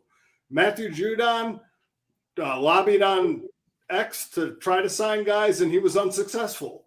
But, you know, the fact, they were third in the defense in the NFL in 2019 without Patrick Queen or Roquan Smith. But we just mysteriously learned how to play defense when we got a Roquan Smith and a Patrick Queen. I don't know. I'm just saying, we just mysteriously learned how to play defense. Oh, yeah. Like I said. What's the same? No, the only difference is that Queen with Roquan Smith is going to be much better than Queen with Roberts. So, but here's the deal: is what were you before 2020, 2021 when you had third overall without Roquan? They were third in defense. In 2020 and 2021. Oh no, they struggled. They did. But look, okay. Even in that struggle, we would still have games to where we were dominant. But I don't think it was a linebacker. Listen, hold on real quick, because this goes back to because I don't believe he's talking our injury-ridden season when we had 21 people on the IR. Katie, I was talking nonsense to y'all. Remember when I was like, "This is not the Ravens' defense." I mean, because we know that. And in the same way, Eric, the year that I bring up often was your Ben Roethlisberger 11-0 start until your linebacking core got decimated, and then your team sucked, and he was horrible anyway. But that's kind of, even when his team, I don't necessarily know that it's a Queen Smith issue, because he had injuries on the corner, on the safety. You had your defensive end there was a lot of injuries in those years. So those were like off years. But again, the thing that we can truly say, and you two can't say it, but you should, because you know it, a guy from an outside perspective looking in to the AFC North, and you guys specifically, is if you have an off year in defense and you're like ranked 12 or 13, maybe 15, that's rough. The reality is that happens once every 7 to 12 years. Typically, barring in, because injuries a lot, it's usually not a refit, by the way. This isn't a refit and why or a long-term thing. It's a season based on riddled injuries. But for the most part, you guys are top 7 to 8 defenses every single year, and you might have that one year. I don't think that the loss of Stone or Queen is you might notice it right off the bat, but to be honest with you, Eric, I don't think you notice a significant change with Queen there because your defense was already good. I mean, what are you going to do? Are you going to give up 10 points a game? No, you're not. You're not. Miles Jack is not going to be covering people down the middle of the field. Sure, yeah, I got that, but he was a late pickup just based on your 55 injuries at linebacker. But the reality is that you're not going to give up just 10 points a game this year. Who is Patrick Queen paired with in your linebacker? Who's the linebacker? Landon Roberts, who played. Robert. Played he's okay. really good. He's not Roquan Smith, but he's okay. He's not Roquan Smith, but he's okay. solid. He's good. He's good. So now, do we get the Patrick Queen and Roquan Smith, or do we get the Patrick Queen before Roquan Smith? And then you're sitting there saying this guy. You're gonna get the Patrick Queen that you got because here's the deal: the defense again, Dave. Remember, this is a coached different. They're coached different styles, and I think that Roquan Smith is going to play a significant role, much more than he even had played in Baltimore. He had a good success in Baltimore. But that linebacking core is just different, and it's not based on the skill, based on the skill. This is what I'm saying in general is the good teams.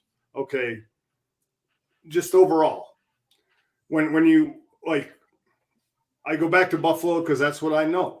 But what I'm saying is, when you go draft or you sign free agents, whoever the hell they are. I don't care what their names are. I don't care if they're all pros or backup guys. Just like we signed this Casey Two Hill or whatever his name is. I've never heard of the guy, but in 8 starts last year for the Commanders, he'd had 5 sacks. In our defense, Casey Two Hill is not a starter, but in our defense, the guys who start during the game are all intermixed throughout the game. We rotate guys in and out all the time. That's what we do. That's our defense. Our defense are rotational players who come in and out. So if he can have a 8 to 10 sack year as a rotational player, that's a great signing for a guy that nobody's heard of.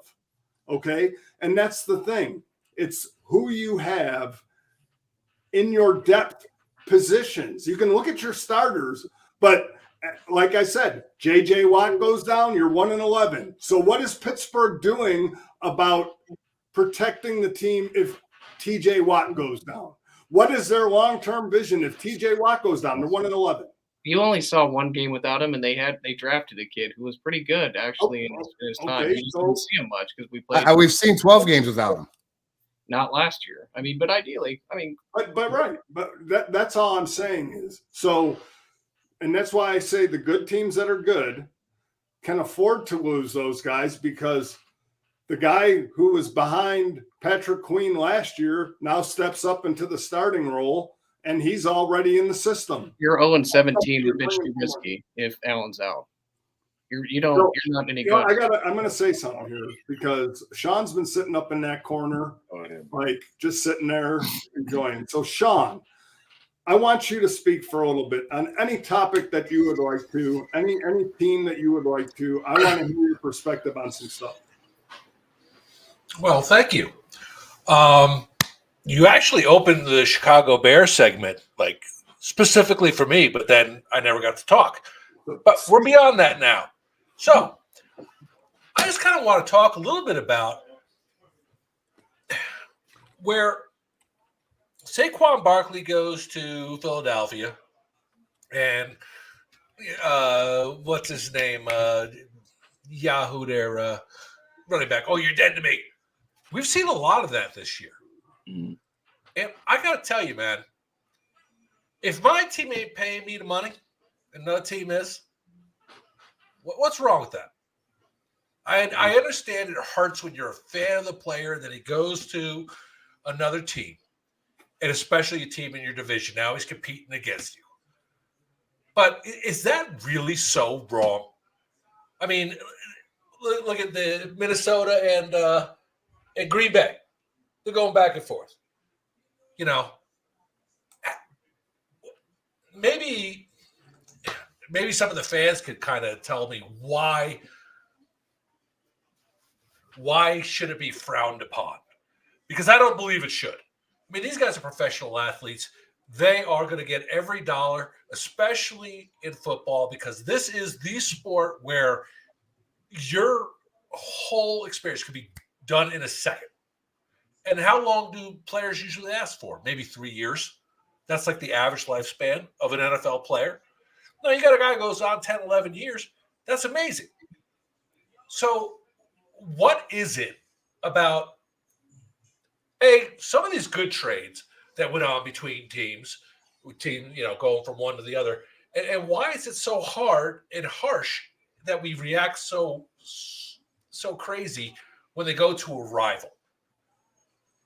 Well, What's anyone's thoughts? Well, again, I think the one thing about going to a rival, look at Jordan Poyer went to Miami, and everybody on X is livid because he's happy to be in Miami. The fact of the matter is Jordan Poyer went to Miami. He was going to go there last year. We re-signed him. He decided to come back and try to run it back and try to win a Super Bowl. He didn't. He's probably got a year or two left in the league. He wants to go play at home. I don't begrudge him for doing that. His wife is from Miami. They live in Miami. That's where he wants to play. I don't have an issue. I think when you get retired players who have done their teams dirty or their teams did dirty by them, calling other players out like Tiki Barber did to Saquon, saying you're dead to us and you're dead to me. Yeah, but that was a joke. It was taken a little too far. Well, again, the fact is he said it mockingly, but sure, now it's not a joke. I just read it. No. So No. But Sean, it is bad. It wasn't initially. It was a joke, and then the response that Saquon gave made it a little bit more serious. And now that it's circulating, but to be funny about it, Lamar Jackson and the Baltimore Ravens went on to Queen, like all of them were like, "Queen, you're dead to me." I mean, it was funny. And somebody else, I can't remember. I mean, it just became like a joke. Kyler Murray did it. Kyler Murray did it too. Yeah. To who? Now they're making a joke about it. But now, if you look, it wasn't serious initially, but then it became serious. Right now, they're back to joking. But it's just Tiki Barber was the guy I couldn't think of. Yeah, Tiki Barber. But it's funny because we as fans, and this is why. I mean, this is point blank the reason we as fans are loyal to our teams. I mean, you have a damn Joe Namath jersey up in behind you that they haven't done shit since Joe Namath was the quarterback, right? Yet you're loyal to your team.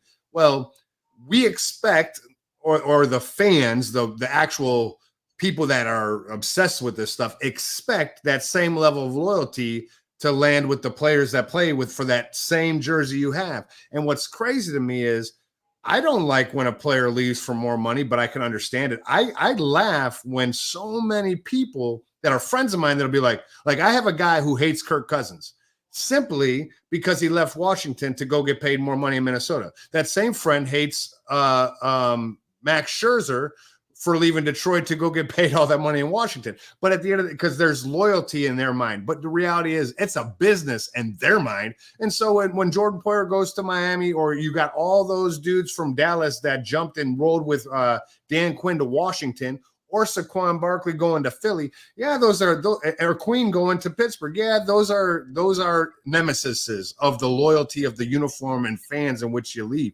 But the reality is they're paying me money. He didn't go to play for less in Pittsburgh. He didn't go to play for – I mean, Poyer went and played for less, but that's because he wasn't going to get any money anywhere else, and he chose to where he went. But anyway, those things exist. Saquon Barkley got paid in Philly where the Giants wouldn't, and screw them. That's what they get. Yeah, and I can understand that. And now knowing that what Tiki had said, because I only read it, and this is what a lot of people in today's modern day and age need to understand is if we're having a conversation, I could say, "Hey, Jeff, fuck you." And that's okay. But if I type it, it's a completely different thing. Right. And so I read it on Yahoo or whatever, and all of a sudden it was, I was like, holy shit. It was crazy. The typed word is awful. And if you were the pen is mightier than the sword. You might have read it and it wasn't a joke. He said it jokingly, but Saquon's response was not a joke. And he was like, and even right now, like where Lamar Jackson and them are playing, all of them behind it, Tiki Barber and Saquon Barkley are not good, like right now. So it wasn't very funny. So like you said, Tiki shouldn't have said it at all. And I do want to say, because you are a Jets fan and you do have a Joe Namath jersey up there, if you were a true Joe Namath fan, you'd have a LA Rams jersey up there too, but you're a Jets Joe Namath fan. So I'm just saying. I understand that, and I was a fan of Joe Willie even when he went to L.A. No, I know. But had he gone to Buffalo? Yeah. Well, I mean, and the funny thing is that the things that really get to me about those things are like people forget Thurman Thomas went to Buffalo or went to Miami when he was a free agent. Okay, he played a season in Miami. Bruce Smith and Andre Reed both played for the Washington Redskins after their careers in Buffalo. So these guys, they play to get paid. And that's what it is. Fan loyalty is different than, and you got to remember, like Jeff said, it's a business. How many players jump from NFC, the AFC North? Like there's 5 different guys. Geno Stone goes from Baltimore to Cincinnati. This guy goes from Baltimore to Pittsburgh. This guy goes from Pittsburgh to Baltimore, Cleveland to here. And so, I mean, they're just wherever they're getting their money is where they're going to go. And well, there are 2 things real quick, and then I'll shut up because I know I've taken the oxygen out of the room for the last 1 hour 46 minutes. Okay. But anyway, number one, if you ever notice, very rarely, or if almost never, when a team trades a player, they will never trade him within division. So that's kind of where, like, it does seem a little weird that these players would go to someone else in the division, but it could also be like, hey, screw you, management, you know. Number 2, just you were talking about my jersey back here, and I noticed the Simpson jersey. I was actually, because I don't have TV anymore, I have to watch live TV, so I was watching Jail, that show where people go to jail, and it actually had the episode where O.J. Simpson got arrested in Las Vegas, and so I got to watch that whole thing, which was awesome. So anyway, he was very polite, but anyway, I just, I got to see O.J. get arrested yet again. My hope is that he watches our podcast one day just so he can try to break into my house. I want to meet the dude. I'll be like, come on in. I'll give you your jersey if it's yours. I'm not sure if you want OJ to come in your house. The last 2 times he's gone to people's houses hasn't really turned out good for him. He's a little arthritic. Right. I would have a fight. I think I have a fighting chance. He's a little more arthritic now. So no. He still got big ass hands. Yeah, listen, I'm not sure. Like, I've watched you fight before. You don't have a chance. And OJ could be 90. Real quick, hey, I just want to list these 2 teams that I think are significant winners in free agency. Right. I know we've kind of gone a couple different ways. Chicago, we mentioned their offensive moves, their defensive moves are pretty good too. I mean, they brought in some things, but the 2 teams that I'm really impressed with overall, right? I don't know if this changes where they're going to go, but we'll see. I think the Jacksonville Jaguars did some good things through free agency. I mean, picking up Gabe Davis wasn't a huge thing because you lost Calvin Ridley to do it. I don't think that, I mean, I don't want to say to do it. It wasn't the exact this for that, but you brought in Davis and losing Ridley. I think Ridley's good. I don't think Ridley's $92 million good, but that's good. But you brought in Eric Armstead from San Francisco as a defensive end. That's significant. You brought in Ronald Darby, and I don't think Ronald Darby is in 2024 as good as Ronald Darby was in his first 6-7 years, but Ronald Darby is still a hell of a corner. He makes up speed. He makes up. He's deceiving. He just does some things. You brought in Devin Duvernay, and I know he's nothing significant because I made fun of him forever in Baltimore, but he's somebody there. Mitch Morris, one of the highest rated centers in the NFL, that was deciding between Pittsburgh and Jacksonville, and he just decided that Jacksonville would be a better place to play because they had a quarterback. Anyway. That was a shot right there. I dug at you right there, Eric. But those are big moves. And so I think Jacksonville did a good job, right? They didn't do excellent, but they did a good job. I think they've improved from where they were last year. The team that I'm really interested in, because I don't know what last year meant. It's like one of those things, and we talked about it, Sean, in the beginning of last year when we talked about Chicago and Houston. these two teams with these drafts and these monies and these free agents, these teams can make a difference. Chicago, they still ended up with a top 5 draft choice. Houston made the playoffs. And then through free agency, Houston's made some really good decisions. And they still have money to play with. They've done some things to bolster their defense. They've done some things to bolster their offense. But I mean, and oh, by the way, I mean, they talk about Daniel Hunter. That's a huge addition. I mean, to me, that is one of the bigger defensive additions throughout the league this year because he's still at a top level. He just doesn't get a lot of props because he plays in Minnesota. And I think that's a big deal, especially with that young coach. What he adds to that line with Will Anderson on the other side is you're going to see that is going to be. Well, you're going to see their linebackers. I think their linebackers are going to activate a little bit. Mike, they brought in Jeff Okudah out of Atlanta as well, and I like him as a corner. I don't know if Jeff Okudah is a shutdown corner, but he's serviceable. And I think that when you have a good front 7, which I think Houston does, it allows for the back 4 to be okay. And because you still have Stingley, right? Stingley's still there. You got Jeff Okudah. They got it's hard because I'm a show me guy, right? Meaning that we talked about Geno Smith 2 years ago having a great year. And I said, well, if he does it again, I'll say he's worth a damn. And he didn't. He just didn't do the same. And he wasn't so far off, but he just wasn't the same. CJ Stroud had an amazing rookie year. I think it was the best of all time. Wasn't it like the top? Like, wasn't he one of at least the top 3 rookie years of ever, right? Who, Stingley? Or Anderson? No, CJ Stroud. Oh, yeah, no. Didn't CJ Stroud have the best rookie year for a quarterback? He had the best rookie quarterback season of all time. Ever, right? And so I guess the way I look at it is the same way I was digging on everybody about the Jalen Hurts conversations and the Brock Purdy conversations was, can they do it again? And my question is, it will be, does he do it again? And I think that division, I'm not sure that the Will Levis-led Tennessee Titans are going to be great. I think they're going to do better. Indianapolis is led by Richardson. I don't think they're going to do good. So hopefully that Flacco can come in and play better because I don't think Richardson's good. But we'll see how that goes. But this Houston team, if they can build off what they did last year, man, that's going to be a scary team, man. I mean, really scary team for the next for like time, like not just this season, like for some time. They built a pretty good core. And I do want to give an honorable mention to the Tennessee Titans. And I say that again because you have a Will Levis and you're putting weapons around him. You're not trading DeAndre Hopkins. Then you bring in a Calvin Ridley. Hopefully Traylon Burks can shake the injury bug and actually be productive.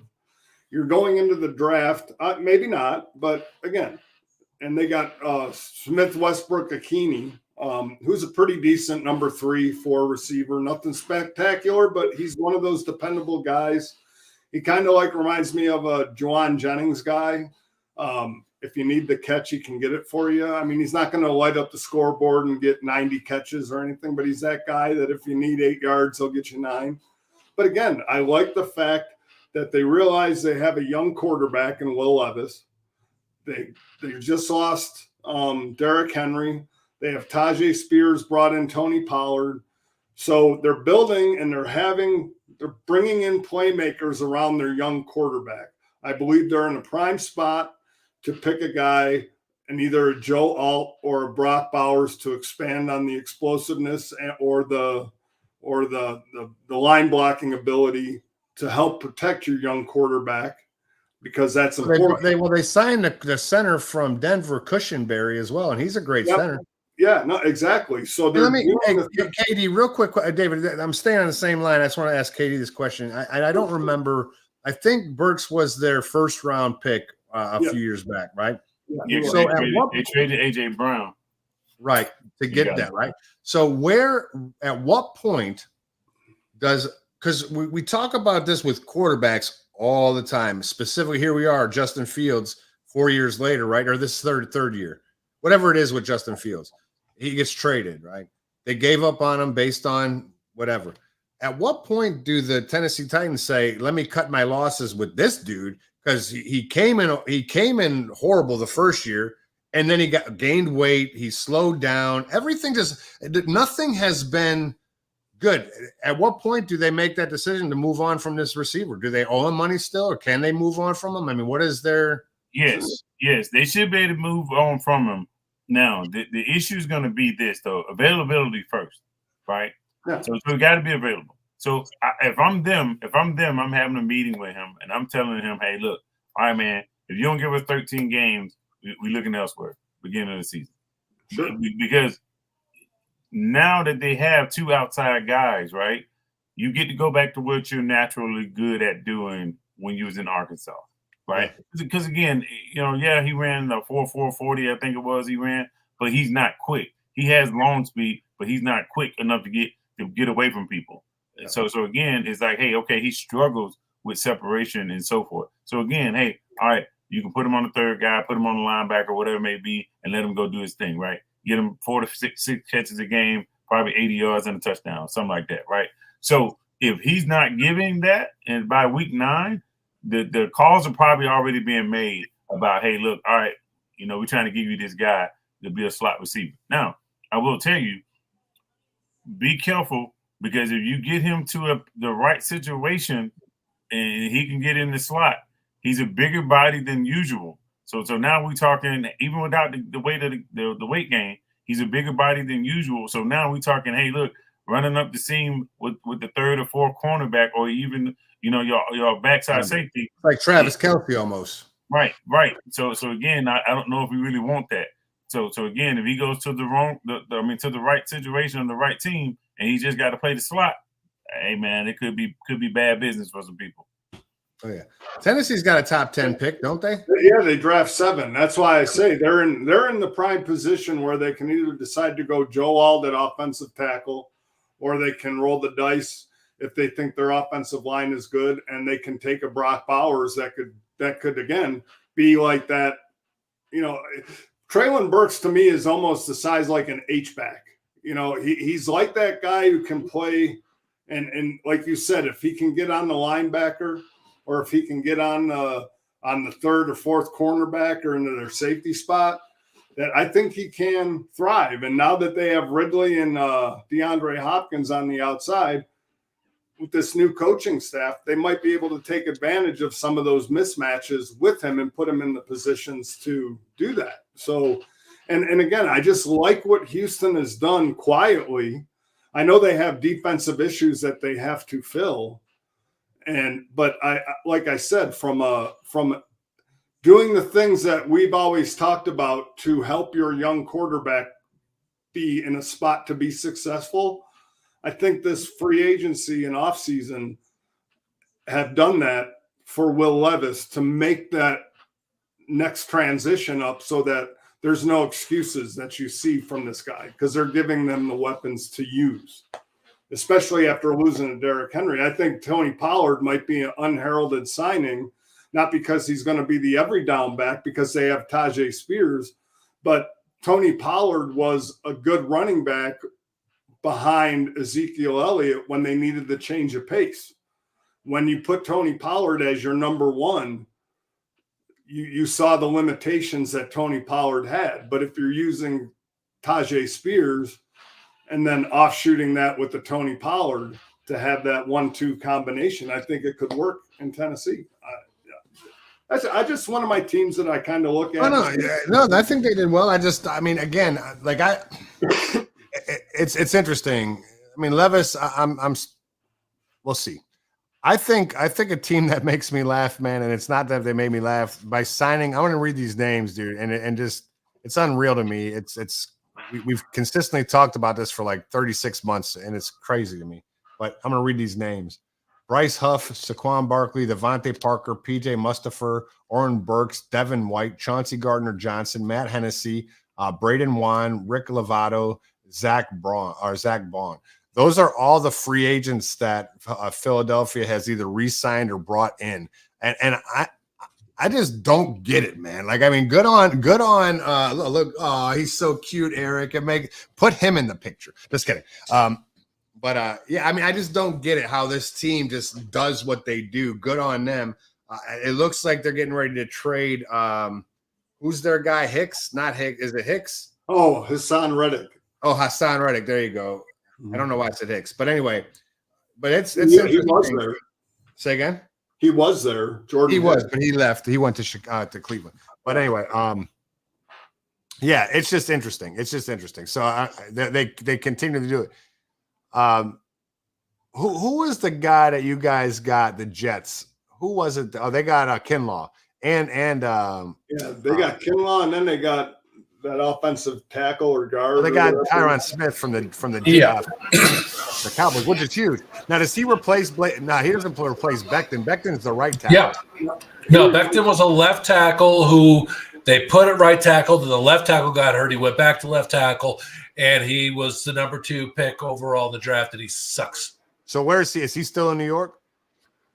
He will get traded somewhere. Yeah. With the 8th overall, Did he not get released? I thought he got released. I can only hope. With the 8th overall pick, the New England Patriots select Curtis Strange. Is that Bill Belichick's dog over there, Eric? Yeah, right. He's still in dogs. So she comes on and she sits next to this chair, and when she's had enough of me being on the chat, she'll give me this chair.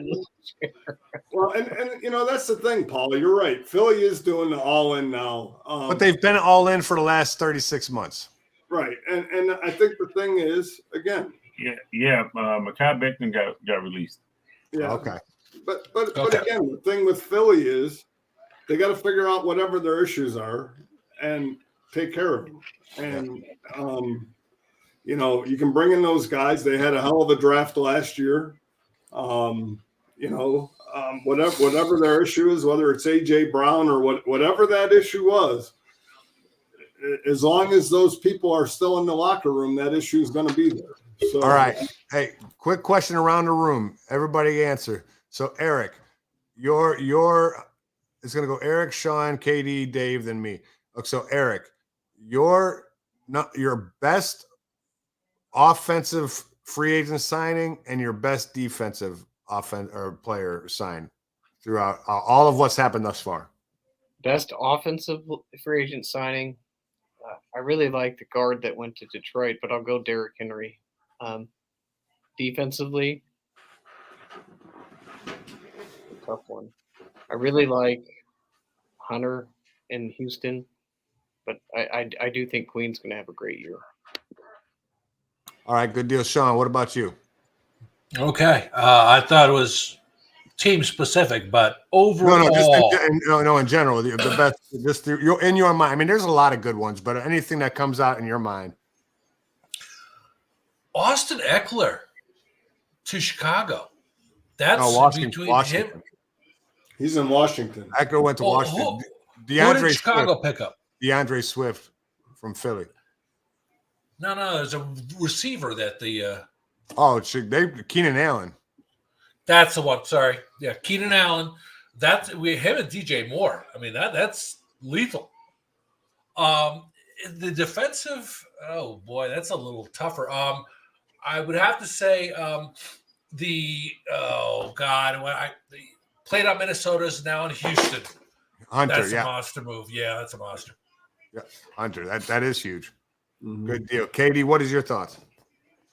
I don't care too much about the offensive ones, so I'm gonna give you 2 defensive ones. the offensive ones kind of just don't bother me at all. No, I'm gonna give you Azeez Al-Shaair from the Titans to the Texans. That was kind of a void of theirs, and to get a guy that's 140, 150 tackle guy is amazing for them. And he's gonna be the glue for the back end and the front end of the defense. And then the other one, man, is Christian Wilkins going to the Raiders, man, with Max Crosby. Holy crap, man! Forgot about that one. If they can keep those linebackers and Robert Spillane, those guys, they can keep those guys going. Man, they could be something really, really formidable. I don't know how much offense they're gonna damn play, but they're ready to play some damn defense. So I'm excited for those 2 pickups. Hey, it's crazy, KD. In reading all this offensive line crap, I read that the Raiders left last year with the number 4 overall rated offensive line, and the readings that Eric sent that I had to research, which is crazy because the rest of the team is. I mean, who's throwing the ball? But I mean, just to know that they have a good offensive line spool. Hey, Gardner Minshew. You protecting the hell out of the quarterback. He ain't throwing it. Gardner Minshew gonna be whipping the ball around Vegas. Yeah, who knows? All right, Davey, what are your offenses? I also defensively, I love the Daniel Hunter pickup. I think that was a great pickup for Houston, like you said, and then along with that guy Shazier, I think it's going to solidify that defense. Offensively, and I say this because of the retirement of Jason Kelce, Saquon Barkley in Philadelphia. I love Derrick Henry and all that, but I think because without Jason Kelce, I don't think that tush push is as good as it was or as good as it's been. And having the running back like Saquon Barkley to take the pressure off of Jalen Hurts to do that kind of stuff all the time, I think that really makes a significant difference to that Eagles offense, especially because they really didn't have much of a running game last year. They didn't use Swift properly, and getting rid of Miles Sanders didn't have that receiving threat out of the backfield like they had. So I think Saquon Barkley in Philly is going to be a huge factor in that division. Yeah, I like everything that y'all said. Everything makes sense. And I don't think any one is any better than the other. I think they're all good picks. I'm going to stick with Detroit with the defensive signing. And I agree that Hunter is amazing, and I think it's going to pay dividends. But Detroit struggled a lot on defense where their offense was able to move. They couldn't get the ball stopped. DJ Reader in the middle of that defense is significant. DJ Reader was significant in Cincinnati, and I didn't think there was another 10 players on that defense that were worth a damn. And it's like he was always there. There were a couple players in Cincinnati, but DJ Reader stuff in the middle of that line will be pretty interesting. I think it'll pay dividends, especially because you give what's his face? What's the guy's name? Hutchinson. Hutchinson. You give because he was having to come. He was playing almost every position on the line just to get some movement. DJ Reader will help out there. Offensively, man, listen, all of the ones y'all mentioned are there. I know Katie bypassed the offensive player because he didn't want to say Henry because then Katie would have called him a homer. But Henry's a huge pickup. I think that Keenan Allen pickup over in Chicago is going to prove to be the one, because what's going to end up happening is that whoever sits behind center for Chicago, Keenan Allen's going to have 1,000 yards receiving. I mean, it's just going to happen, right? And at the end of the day, they're going to use that as, well, they didn't give Justin Fields a chance. Justin Fields isn't throwing a 1,000-yard receiver for his career. He will be out of the league quicker than not as quick as Jamarcus Russell, but he should have been. Anyway, all that being said, that's pretty good stuff. A good wrap up for you guys on your picks. I like them all. All right. So yeah, so that wraps it up. So I guess next week, if I'm reading the comments correctly, looks like we're going to have a guest on our show. Mr. Paul Sullivan is going to be coming on next week. And we're going to let him sit in on the first segment so he can talk about his New Orleans Saints or anything else NFL that he would like to discuss with us. So we look forward to that. Paul, get your Saints notes ready. Do your studying. Let us know how you feel about your team and the 5 players that you can talk about. Just kidding, Paul. But no, really, welcome aboard, man. It's going to be great. You know what that means? What does that even mean? Not you, David. Not you. I'm having a conversation with myself. We'll discuss this as soon as we end the broadcast. But hey, Paul is going to be one of our first listeners on the show. We encourage you all, come on the show. Paoli, Hot Pockets, get your ass off the couch or stay on the couch and get on the damn program. I'm calling out Mama Wit. Oh yeah, on here. She's got to slap you bitches around a little bit. Eric, you better make we need Anthony. We need Anthony to get up on here too. I want to talk to calling in sick that day. You're calling in sick. Mama Wit. You got to bring her on. Outstanding. Watch her Well, just good deal. bash the living crap out of Jeff the whole time. We need the logical wit.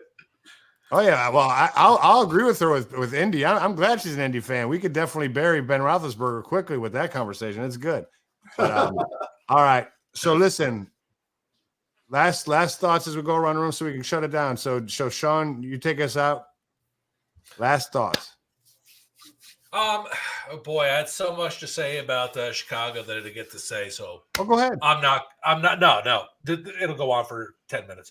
Anyway, good show, folks. We want you to get more involved. Keep commenting.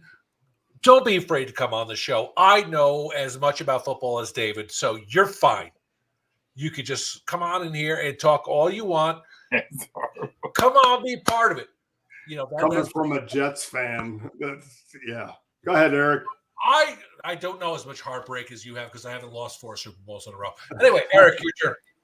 Never even seen 4 Super Bowls. No, be a fan of your team, be authentic, and at the same time, call me if you want to learn how to push the guys' buttons. I'll give you all the little secrets and techniques to drive Jeff nuts every day. KD. Hey, so look, we have an announcement to make. Our second annual mock draft is coming up in a few weeks. So be on the lookout for that. So we're going to go 3 rounds this year. I know in the years past we went 1 round, but hey, we got more people now. So we're going to basically try and do this mock draft in a 2-hour span over 3 rounds. So be on the lookout for that posting.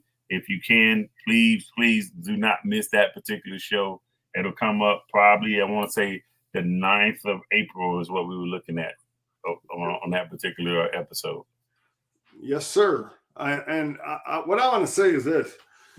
You're right, Eric. We are all fans of our teams and we should cheer for them and whatever. But the one thing I will say for anybody out there, when you're making an argument and counterpointing and debating, don't move the goalpost to fit your narrative. Keep the goalposts just as straight as they were, and don't move them to fit and make yourself be happy. Be as joyful about your team, but be as critical about your team, and keep the goalposts narrow, dude. They're 15 yards across, so that's what you got. And if they slanted to the right, you would have won a Super Bowl and a playoff game. We can't make the goalpost so that Tyler Bass hits that field goal. We got to keep them right, narrow, straight. So keep your arguments to the point, straight, and keep your stats and everything else that you use the same metric. Jeffrey, go ahead. By the way, that was pointed at Eric. So just so you know, if there was any confusion here. So the one thing for me is that it's March. It's exciting. Free agency is cool. There's going to be a lot of stuff happening from now until then. The draft's going to be exciting. I'm looking forward to Tez Walker getting drafted in the high first, low second round, and it surely won't be by the Pittsburgh Steelers because he will refuse to play. He already told me. He didn't really tell me. But at the end of the day, I'm really looking forward to the draft, not our mock stuff, but the actual draft. And then obviously the summer to get ready for football. That being said, Eric, you made mention of a 1-11. If Josh Allen was out, we'd be 1-11 too. Everybody has that guy. Yeah. Normally it's a quarterback. You guys don't know what that is. So backups in the world. And by the way, that might be one of the best offensive free agent signings was the Mitch Trubisky signing. I just didn't want to put it out there. I'm kidding. No, at the end of the day, man, I'm looking forward to the offseason, but it's baseball season. Opening day is in only a couple weeks, so I'm excited. But that's all I got. Yeah, and one more real quick before we go anywhere. Are we gonna be able to set up the from the couch brackets for the NCAA? Yeah. Okay. Yeah. So I'll jump on that. I'll jump on that in a few minutes, and then I'll push it out in the group. Yeah. Okay. Just remember the winner of the brackets will win an FTC T-shirt, and the only people who have FTC T-shirts are me and Eric, I believe. Or do you only have a sweatshirt? Yeah, I got to get me one. Okay, I got a T-shirt. I got a sweatshirt. We're even going to include the knuckleheads who run this thing. If they win, they can get a T-shirt. But join on in for a T-shirt, and let's go because I'm too damn cheap to pay for anything. And the last public service announcement, at the end of April, we'll be holding our first From the Couch Sports Talk Radio Convention in Las Vegas, Nevada. So if y'all want to attend, fly out to Vegas and meet us on Fremont Street, even though Jeffrey don't like it. I'm not going to Fremont Street. David wants to go to Fremont Street where the naked cowboys are. We're not visiting any cowboys during this. We have photographic evidence of this. Jeffrey wants to hang out with Chippendale dancers. So The only even the place he dogs wants agree. to go, and it's the only place that they're at. It's cool, David. You can go Show to that Fremont photo. Street. All right. All right, y'all be good. Y'all be good. Take us out, Jeffrey.